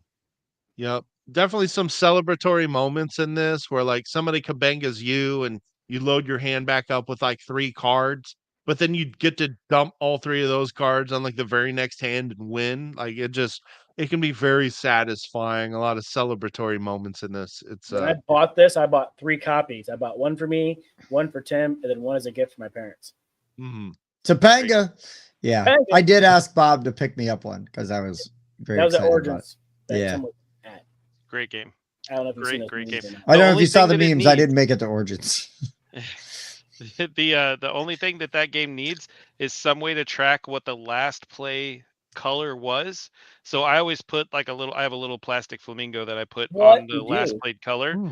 It works beautifully, and then that way you don't forget what the last played color was. You just Right. when that also shows when your turn is over, because people have to stop kabanging you at some point. So you're just like boop. It works really well. So, You want to rip through our top 5 or yeah, so let me just like in lieu of honorable like mentions, I'm gonna run through my top 5 one more time, and then I'm gonna discuss again the method behind the madness with my list. Yes, and unrelated, I'm also going to mention where I ranked these games the last time we did our top 50. Totally unrelated. Okay, cool. You ready, Mike? Yes. So number 5, ready, set, bet. 14. Okay. Cubitos is number 4. Number 8. Clans of Caledonia, number 3. Number 22. Okay, so I fell down a little bit there. Concordia is my number 2. Number 1. All right, and then Anachrony is my number 1 game. Number 2. So here's the thing, guys. If you don't know, my grandparents have both passed and moved on. So when we're like, oh, who are we going to play games with? Extended family, grandpas. Well, I want to play games with Grandpa Mike. So I'm going to pick games that Grandpa Mike likes to play. Grandpa Mike sounds like a good idea. Sounds like the best idea. So if you have an idea what kind of games Grandpa Mike likes, you pick those games because you know Grandpa Mike's going to sit down and play those games. And not only is he going to play them, but he's going to play them with enthusiasm and vim and vigor. So Right? you are in a sense calling Mike extended family. Right. But I did explain this in detail, but I maybe you missed it, Chris. Quite literally, I have an uncle that's Bob's age, and the last game I taught him that blew him away was Anachrony. He's my hack for lists like this. Yeah, it's only Apparently, 67. It's Grandpa pretty good. Mike is the new hack for Hey, lists like this. Go on, Bob. All right, so my top 5. Unrelated. Huh? Yeah, unrelated. I'll mention where I ranked these. The Crokinole. last didn't rank it. Oh. Bob wasn't in the club. It must have been that secret chat that Tim and West had. Go on, Bob. Fleet the dice game. Didn't rank it. Just played it for the first time 2 weeks ago. Okay. Axes and Allies. Just learned it on Saturday. Okay. Okay. Well, Castles of Burgundy. Okay, there was a game in there you had ranked. Number 7. Yeah, and Ahoy Kitten. Number like 70 something. Oh, I'm sorry, I picked your 70-something game. You weren't in that chat. It's fine. No, They I just wasn't. told you to pick Castles I'm of just Burgundy. better at it and more. He's less obvious. That's all. That's obvious. All right, West. Okay, mine Heat. Yep. Number 10. Okay. Sky Team. Number 12. Splendor Duel. Number 21. My number 2 would be After Us. like 30 something. And then Gift of Tulips for my number 1. Would not make my top 100. See? Must have just been that secret chat I had with myself. Yeah. Must have been. Yeah, it must have been. Because I taught Wes this game and he didn't like that mechanic and has ripped on me about this Gift of Tulip games ever since. That's fine. That's fine. My number 5 was Challengers. Number 4 was For Sale. Number 3, Flip 7. Number 2, Xylotar. And number 1 was Kabanga.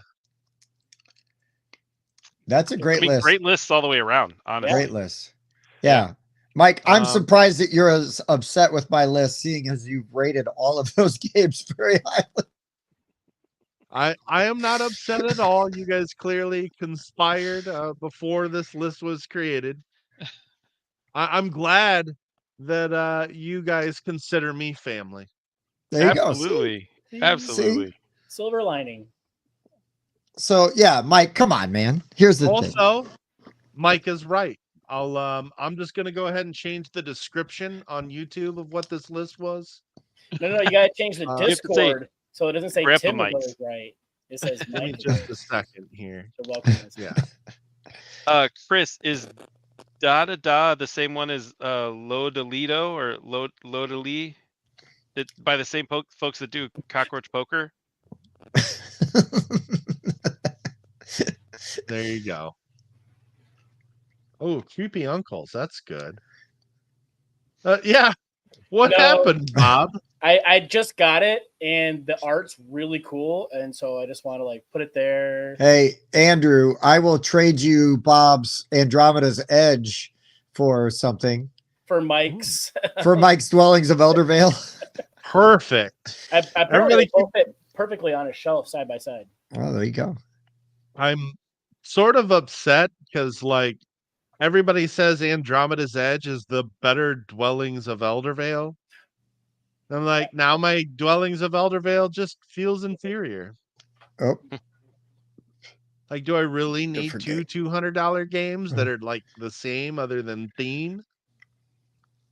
no, Andrew, that is your Castles of Burgundy. You keep that. He won that Castles of Burgundy giveaway that we did last year. Nice. Yeah. So I don't know about you guys, but I can't believe I mean, it's been like 2 years since y'all did a list that was just dedicated to me. So I don't understand why Mike's so bent out of shape. He got a list dedicated to him. I mean, you're assuming I'm bent out of shape. I'm just calling a He's spade a just spade. out of shape. Also If you're correct. gonna change the name of the video, you got to change the name of the video to Grandpa Mike. Top 5 People favorite games to Grandpa. play with Grandpa Mike. That's Grandpa true. Mike. As long as we're all in agreement, I'll go ahead and get into our YouTube studio. I was trying to find a game that I could put as my number 1 game that was all about taking pictures, and there just really isn't a good one that I could put up there. Picture perfect, maybe. I mean, I don't know. Yeah, but you got to pick a good game. Yeah, I don't. that was Yeah, the I don't problem. like that game. Yeah, there weren't really. Someone needs to make a game about taking pictures that's like really good. Yeah. That's 'cause true. That would have been hysterical. It's funny you mentioned that because I played Picture Perfect during QSCon. It was one of the play to win games. I won it, and then I gave it to Yuval. Yeah. Yeah. Well, he wanted it. Yeah, it was his idea because he obviously wanted it. So No, that's great. That game got to go to somebody who wanted it, right? Mhm. That's perfect. And That we is always perfect. say that every game isn't for every gamer. There's always a gamer that would enjoy the games that were made. Yep. So Yeah, hell yeah.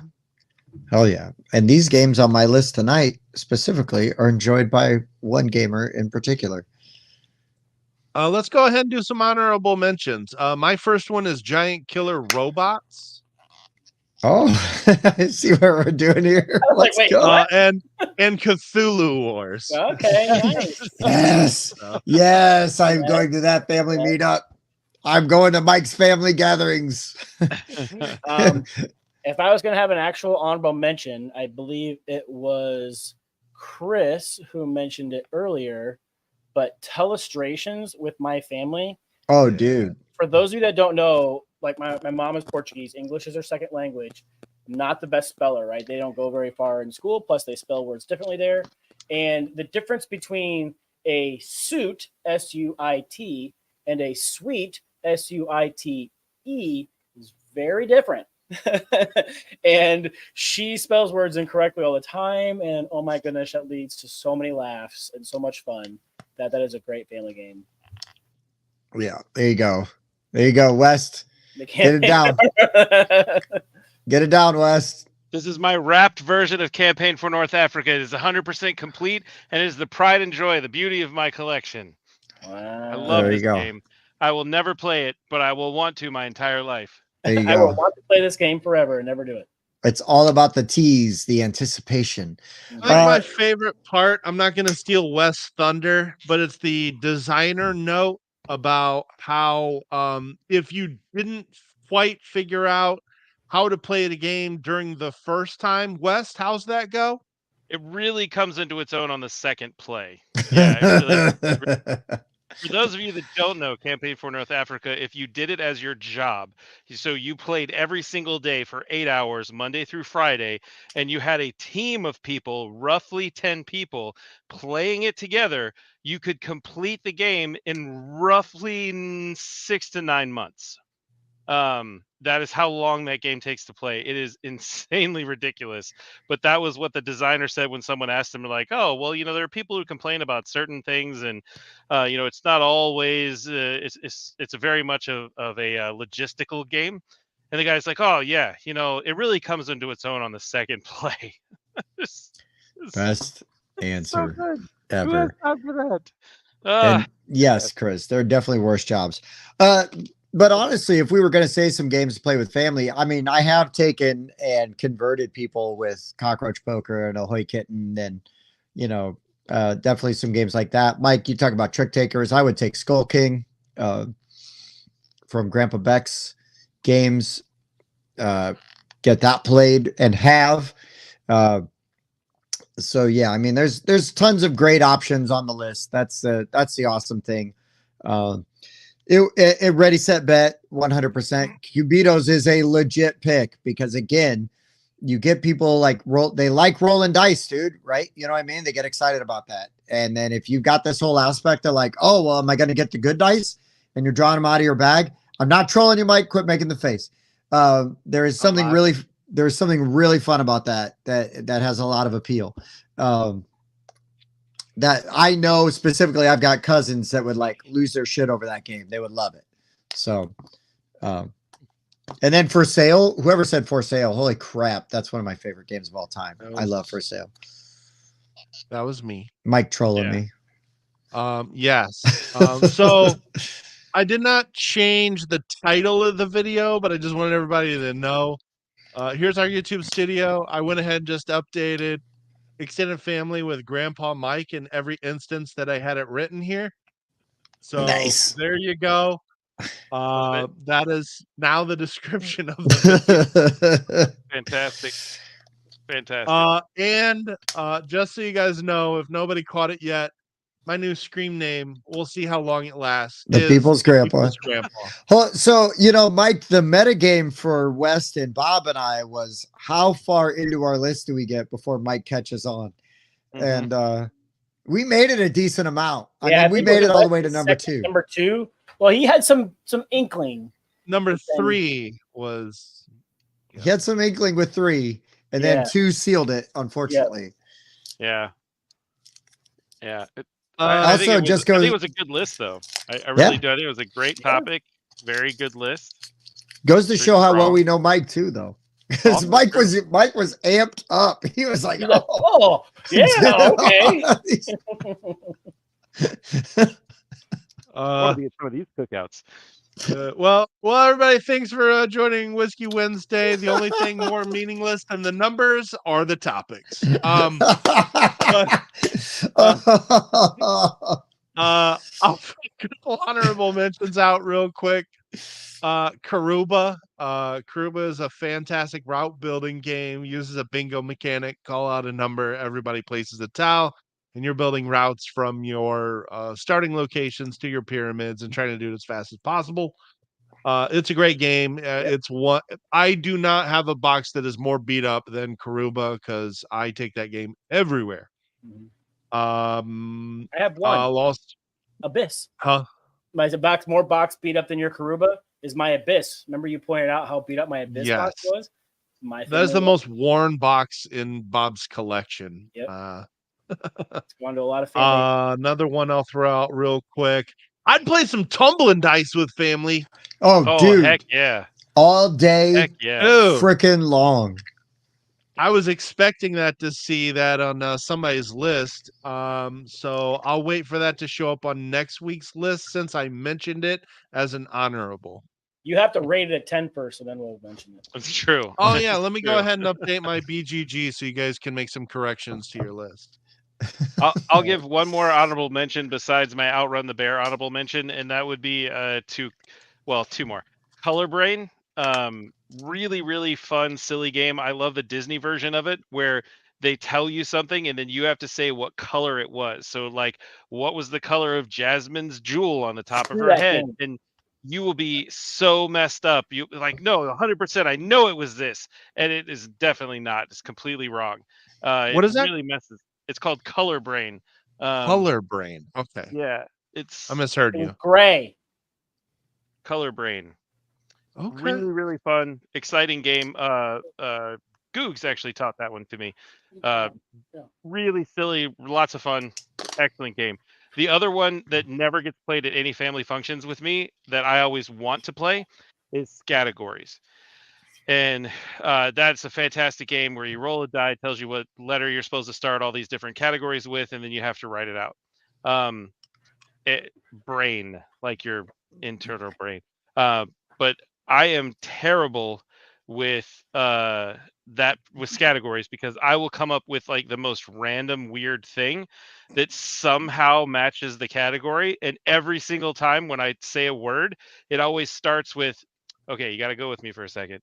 Here's how I got there, and now you're going to believe that it is the right thing. But like every single answer is that way, and I love it because it's so much fun, but nobody wants to play with me because I have to argue every single one of my answers. My sister's husband, he's the same way. Sure you're not a lawyer? I'm not a lawyer. I played this one a lot as a kid as well. I really enjoy some categories. Yep. It's a gooder.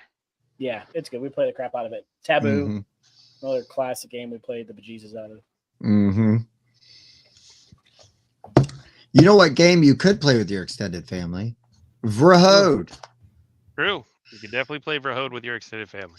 I'm serious. You could I really think that like if there's like a high school board game club, like you could play that. You could play through a scenario in the hour or hour and a half you have to for one of those clubs. And man, what a great way to introduce people to campaign style games. Just say it. Very true. Oh, Wes isn't a lawyer, but he's seen one and played one on TV before. Played one on TV. I did spend the night at a Holiday Inn. So. That was the next. Yeah. That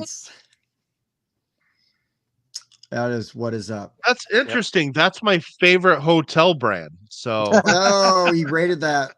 Yeah. Yep. On his hotel rating app that he's got in his phone next to his beer rating. Right next to his beer rating app. Now they're stalking my Google reviews. Wow. Well, the nice thing, Mike, is I just went off of being friends with you and doing a show with you for a couple of years. I didn't even have to look at your BGG. I know you didn't. Same. I didn't look at your BGG. See, Bob and I, we're good friends. We genuinely know your interests. We listen to you. We know what you like. I mean, we are sensitive and caring people. Well, okay. For a good, we'll do a lot for a good joke. That's right. There's not much we won't do for a good laugh. Oh my gosh. And to be fair, once we started gaslighting you, I did feel kind of bad about it.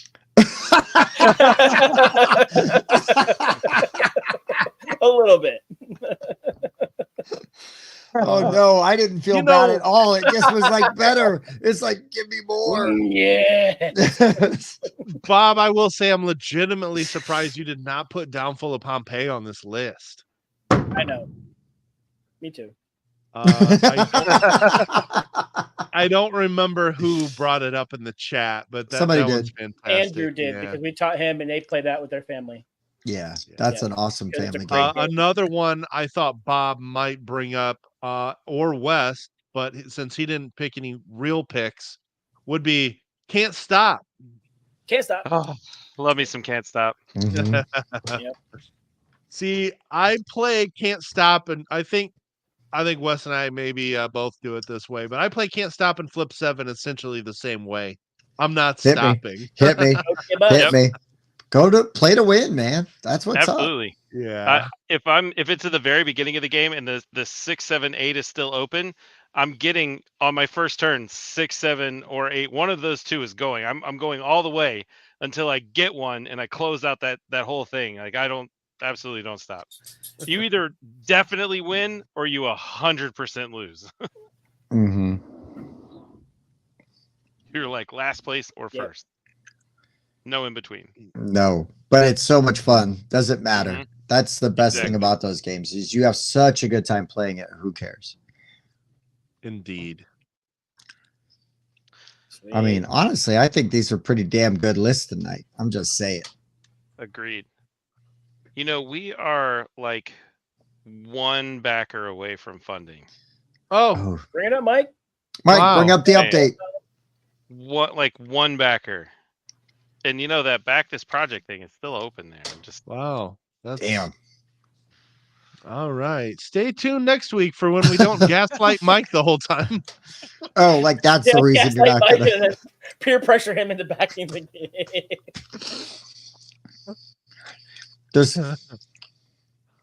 Just bring that meme back up, Mike, as you go. Oh, Right. yeah. Good call. Good call. Oh, send a link. Hey, send a link to Vrahode real quick. Oh, done. Let's do it. Also in the description of the video, but it's also It does have minis, Chris. It has right there. there's But it Plunge level doesn't- with minis. But here's the 6 thing: is ink it wash doesn't have a mini. ton. You can get it with just Yeah. a couple minis for the $79. See, I knew what Chris was doing. Yeah. Or you can Yeah. get it with like the He's like, buttload. you don't like minis. You can get it with a It's buttload only a of couple, it's just minis. the heroes and a couple like the boss monsters. Yeah, like 2 Mhm. monsters and Everything 4 else heroes. is all standees. Yep. Yeah. If you don't not a huge fan of minis, base game's only just like a couple. But if you love minis, there's a bigger pledge with all the minis. At least Yeah, we'll the get you main a reason- 2 pledge bump.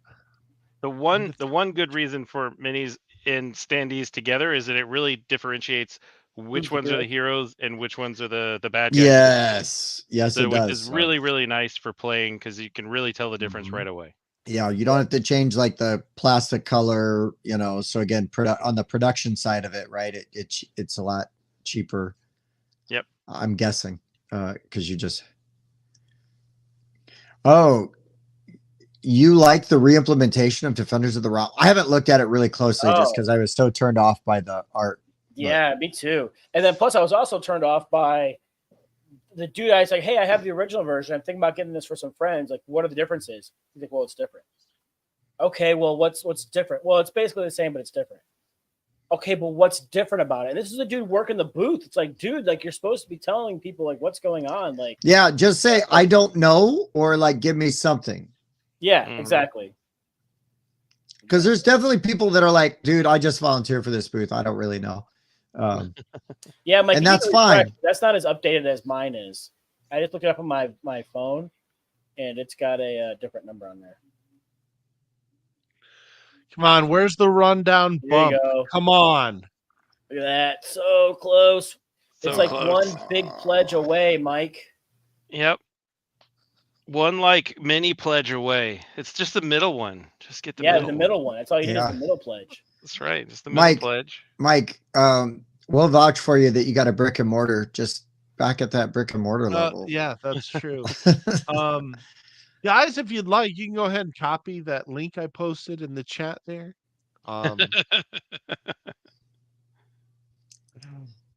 It's right there. It's right here. There's that Well, one. just take That's the pressure. Just take the pressure off of Mike real fast. We will I'll also talk about another Kickstarter campaign that we're excited about that is live right now.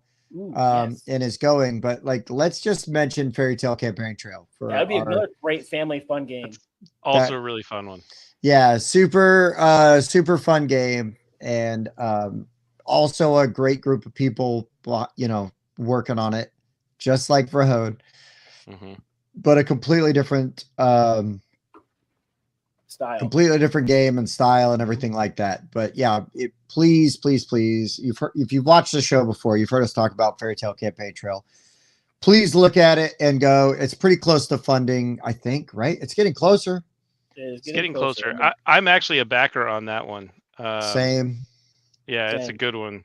It's one of those, like, you're the mayor of the town, and Dracula wants to be the dentist, but that's kind of maybe not the greatest idea because he's knocking people out and pulling their teeth and they're bleeding everywhere. But you have to explain to the town why it's a really good idea. Yeah, they're about silly, halfway. fun little thing like that, man. They have Mike, some really interesting cards. Back anything. Look, dude, I tried 10 times on launch date, and the shipping thing never corrected itself. You have to pick a different pledge. It's not going to correct itself. You have to choose the other pledge. Yeah. I tried this 2 days ago. It still didn't work for me. You got to choose the other pledge. Dang it. Yeah, that's why I had to go there and manage my pledge and choose a different one. I don't even know what you're talking about. They had to create a new pledge level because the first one was messed up. Yeah. Okay. Yeah, and I think that really kind of stifled them because a lot of people went to go look at it, saw the $20 shipping on a $27 game, and were like, I can't do that. Right. And, yeah, that was unfortunate. Come on, let's see this fun. Mike won't even help his friends. Who can we get to pledge? Who can we go to? Who could we? Oh, hi, Meow. Wow. Huh. What do you think, Bella? Who could do it? Could Grandpa Mike do it? Is that what you're trying to tell me? Yeah, maybe Grandpa Mike just don't put money in those birthday and Christmas cards this year, and then maybe he could just use that money instead. Come on, man. Road at a higher level. As long as you're okay with getting Werther's original instead. Dude, I don't even, only if it's loose and unwrapped out of your pocket. I want it with the lid stuck to it. Funny story. Mike and I are sitting at the Blue Jays game, and there's this old dude sitting next to me, and like his wife, I'm assuming, sitting next to him, hands him a Werther's original, and he's like, "Ooh, that's what I'm talking about." And he was so excited about his Werther's original. It was the most grandpa thing I'd ever seen. He's like, "Ooh, that's what I'm talking about." And he was so excited. And Mike wasn't even trying to make that dude's day. He was legit excited about that Werther's. Hi, mister. Oh, I'm afraid as soon as I switch back to, I'm just gonna keep this tab up so that I can see it live. Back it easier. I respect it. Mike's not the guy though to back it at the level to put it over, and then immediately after the show's done and he logs off to then go and cancel his pledge. It's true. Well, that's what he does for our subscribers. Like, what we're too shy of how many thousand? Let me see your phone. Yeah. Okay. Ooh, look at that! 5,000, 6,000. He's not totally wrong with that, actually. Later, Chris. I'm glad you're done pooping. Hope everything came out good. Enjoy Survivor. Yes. No. You don't want it to come out good because the longer he's pooping, the longer he's watching. Well, he's done now. I hope it's a clean wipe. Yeah, I hope it's a clean logging out. He's logging out. Oh man, a little extra cheese in the diet. Hopefully, keep him there longer. Oh, he played a little kid, right? He's like the internet. Isn't that thing inside your swimming suit? He's like, oh, just logged on the internet. Oh, good. Can't wait. Tell you about later with photos. Excellent. Anyways, so Wes, you are a busy guy. You're always bopping around to different shows. You said you're going to Pittsburgh soon. What other shows you got Yeah. coming up? Where can people So- find the Mingo? Yeah, so I will be at PGX this weekend, showing Claw, the updated version of it. Super excited. I get to come home with a prototype, so I'm Yes. very happy about that. That means I'll we have might get my to see own a prototype. rubby little fingers on one. Exactly. Mhm. And then I will. Then it's like holiday-ish time. So after that, you've got like another week or two, and then it's October or Halloween, and then Mhm. we go into deep November. Plus, I'm also starting the new job, so taking it a little bit easy. But I will be at PAX U for sure. So I'm super excited about that in Right on. December. And then obviously more family time, and they got some pretty heavy things coming up next year. So we'll see how it goes. Now I've got hey Chris, thanks for popping on, man. Always a pleasure. I And look forward to seeing you this weekend. Chris is one of my favorite people to play games with whenever Yep. we get down Great to dude. Indy. Super Great good dude. And he helps out with Arcane Wonders a lot too. So if you go to a convention and go to Arcane Wonders booth, you've probably been taught a game by him. Yeah, him or Karen, two of our favorite people. Yep. So West, so if somebody's in Pittsburgh and you're there talking about Claw, but they've got Vrahode questions, is that cool? I will happily answer Vrahode questions as well, but I will be there for Claw. There we go. That's cool though. Yep. No. I'm excited, and I really we've been hearing about Claw for a long time. Mike's got to do some tabletop stuff, simulator stuff with it. Yeah, and I know that game totally different. I know. I can't wait. Yeah, I can't wait to see like a prototype of it and get to play it in IRL. It has the fun thing about Claw was that Justin called me and was like, "Hey, dude, do you think you could try my game?" And it was that first session was rough.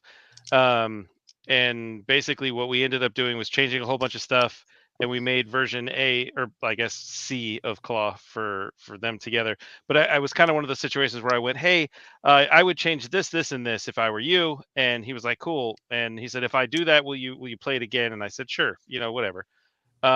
He called me the next day and told me that he changed everything. It was all updated in the TTS. So I was like, "Yeah, okay, I'll play it again." So we played it again. It just kept getting better and better, and it was fun to watch this game that I had some input on kind of change and alter and whatever. And then we got it to a point where it was good. We had a good time playing it. It was fun, but it just was missing something. And we couldn't figure out what that something was. And then I joined Addicts, so that I had a lot less time to play and do stuff. So Justin kind of grabbed it, took it, kind of threw it into a little ball and added some stuff that he really liked, and then came back to me and said, "Okay, try it now." And it's a totally different game. You've got resources. It's fully cooperative now, and you're still building things, but you're building them in a different way. There's a little bit of deck building with it as well. There's just a lot of really great pieces to it. And now, like that really scary moment of the claw is going to kick your butt if you're not careful, it happens almost the entire time. Nice. Like after round 2, you are sure you're going to lose, but you might win if you play just right. And we really designed it to be so that you'll lose 60% of the time, because the claw is just that strong. They're that powerful. They have that much going for them. So I like difficult co-op, so I'm here for Yeah. it. Like, yeah, I want to. I was gonna say, Mike and I do some tabletop, stream or recording on Sunday nights. If you got a free Sunday evening and you want to do a run through, that'd be fun. Yeah, once I get it, I would love to sit down with you guys and we could all play it together. I mean, plays 4 players, so Play it in studio on camera. Let's go. So spoiler, I got to play the first iteration of this game on Tabletop Simulator before Gen Con last year. Then Wes so graciously brought the prototype to our Gen Con booth last year and unboxed and punched that prototype for the first time in our booth last year, and we filmed that. And then I played the new and improved version about 2 months ago. and I definitely love the direction that it's going in, and I really like the thematic direction that it's going in. I thought it was pretty cool before how you had these like really strong claw, but the heroes or the people that you're playing felt a little disconnected. Now we've got this congruous world where we've got this harsh harsh critters fighting the claw in a wasteland environment.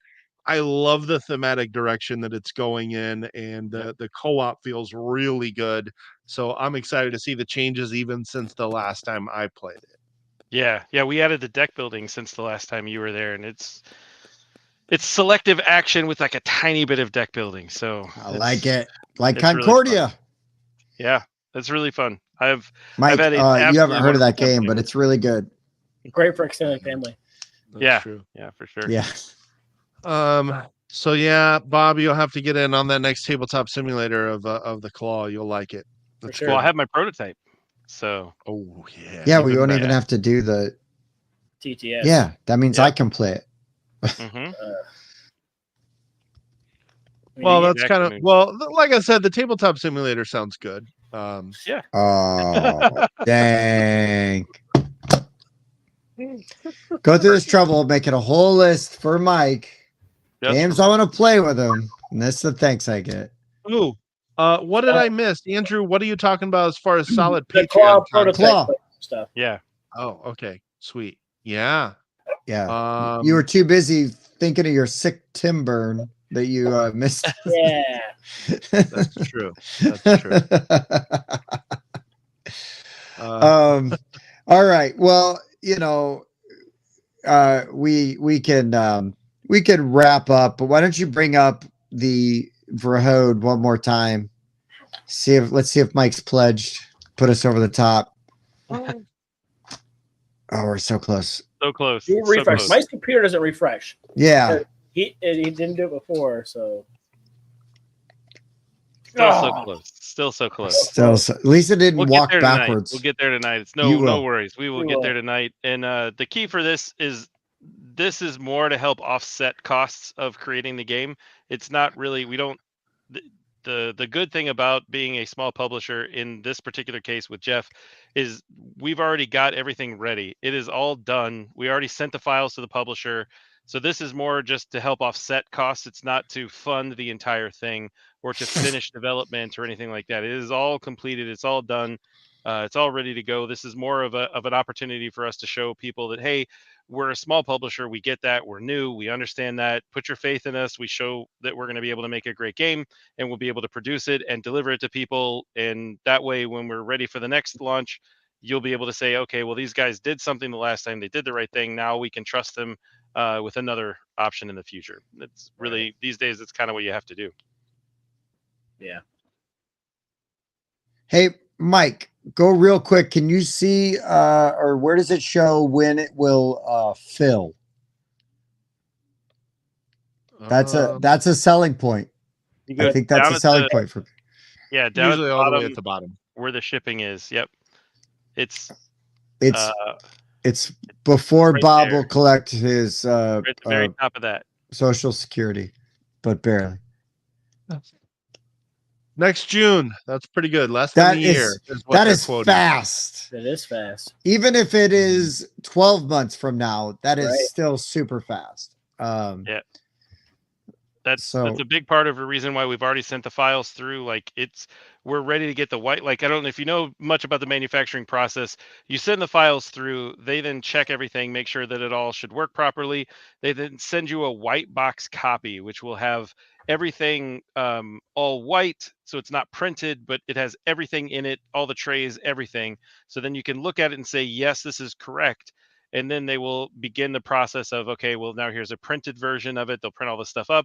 Here's an actual version. Is everything correct? And then if they have to change or adjust something, then they do that afterwards. But our goal is to have everything printed and done before December.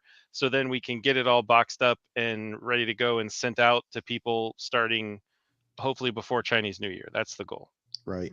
That is the proof in the pudding right there. It is absolutely 100% impossible to fulfill a game the size of Vrahode in less than a year unless that stuff has already been done. So Absolutely. I know Jeff this has been something years in the making. So all of the behind the scenes stuff is mostly done. Well, and it's easy for us because we personally know Jeff, and I know not everybody does and everything. And Jeff's a good guy and all that stuff. And it's very easy in today's world, and rightfully so, to be skeptical of small publishers. But also, West has, whether he likes to admit it or not, he has a really good reputation through this industry and through the hobby, and people know who he is for a reason. And West would not be a part of this project if it wasn't A, something he believed in, and B, wasn't something that was just 100% legit. So when you told me the price point, because you told me the price point on the way to QSCon, and I was like, you're a liar. Like, there's no way. And I was just going off of the reviewer prototype that we had. And I know that wasn't complete, but at the same time, there's a lot of content in even that box, right? Yeah. And was just like, holy crap, like $79, like, get out of here. Like, that's ridiculous. It's an excellent deal. And something that was really important to Jeff. He wanted to make sure that the game was affordable and that people would be willing to risk, okay, sure, let's try it. And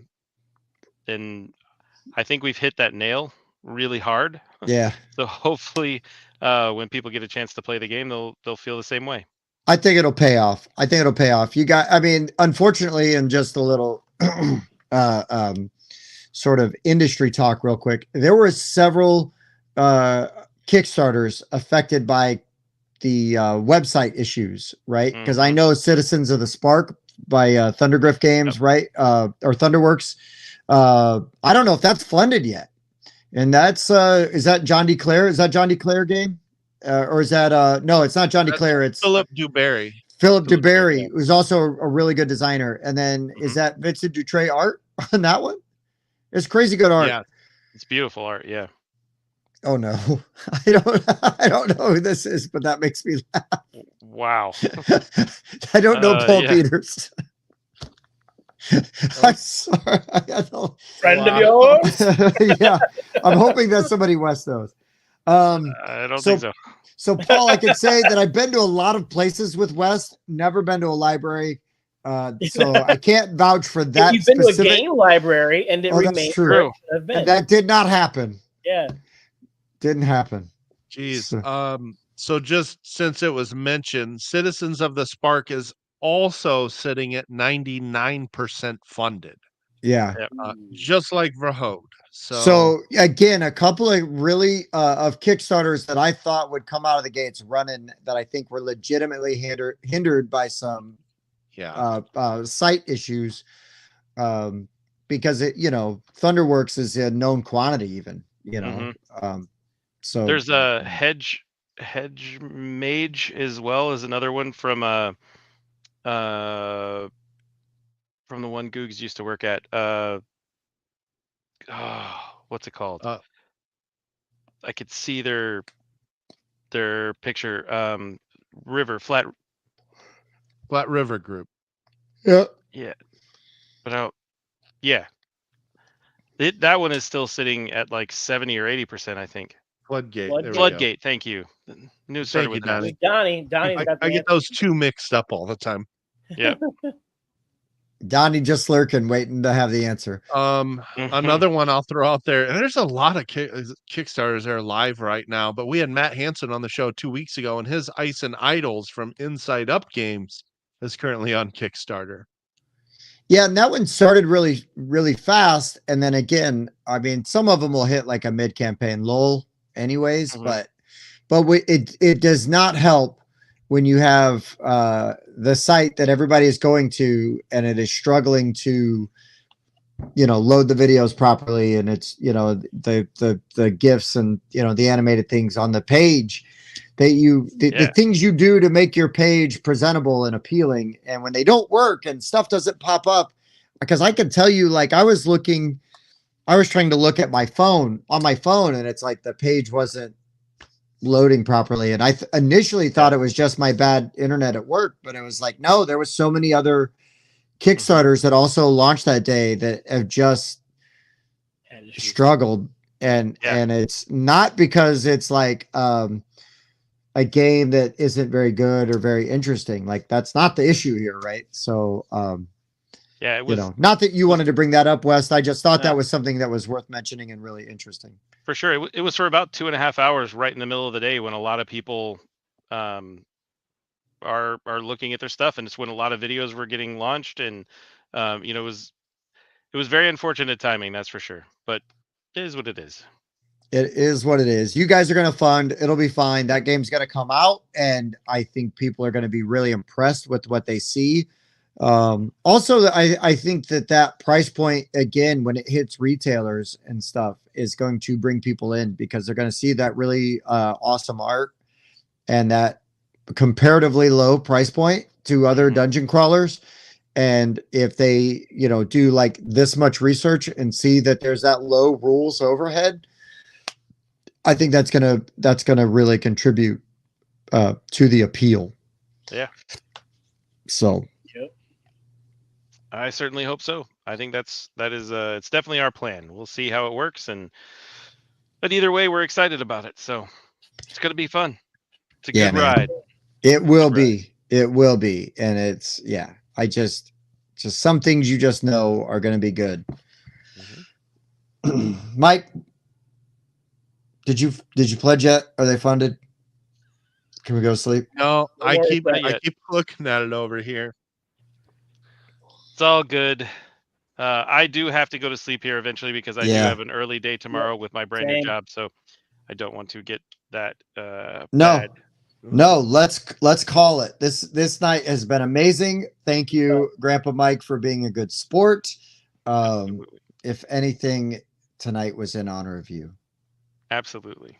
Well, just remember who mentioned they had to go to bed first. So, well, we have time for one 20-minute game, right? True. Always. Yeah. It's not even 20 minutes. It's like 5. See how Wes perked up real quick? Right. Oh. You can definitely do this. Don't worry. It's only 2 games of Mountain Goats and 3 games of Cockroach Poker, and then maybe 2 more games of Ahoy Kitten. That's right. Exactly. We'll get Sounds right through right. this. Perfect. We'll get right through this. It'll be great. Wes, as always, dude, an amazing guest. Thanks for hanging a friend of the show. Absolutely. And we are grateful to have you. Mike and Bob couldn't do it without you guys. It's so much fun.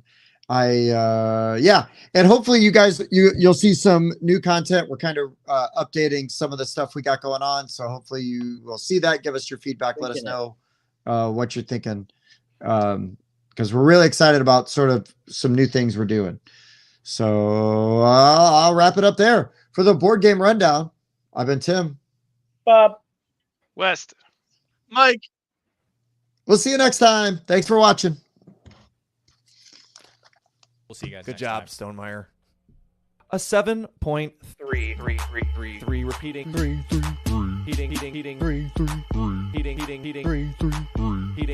heating.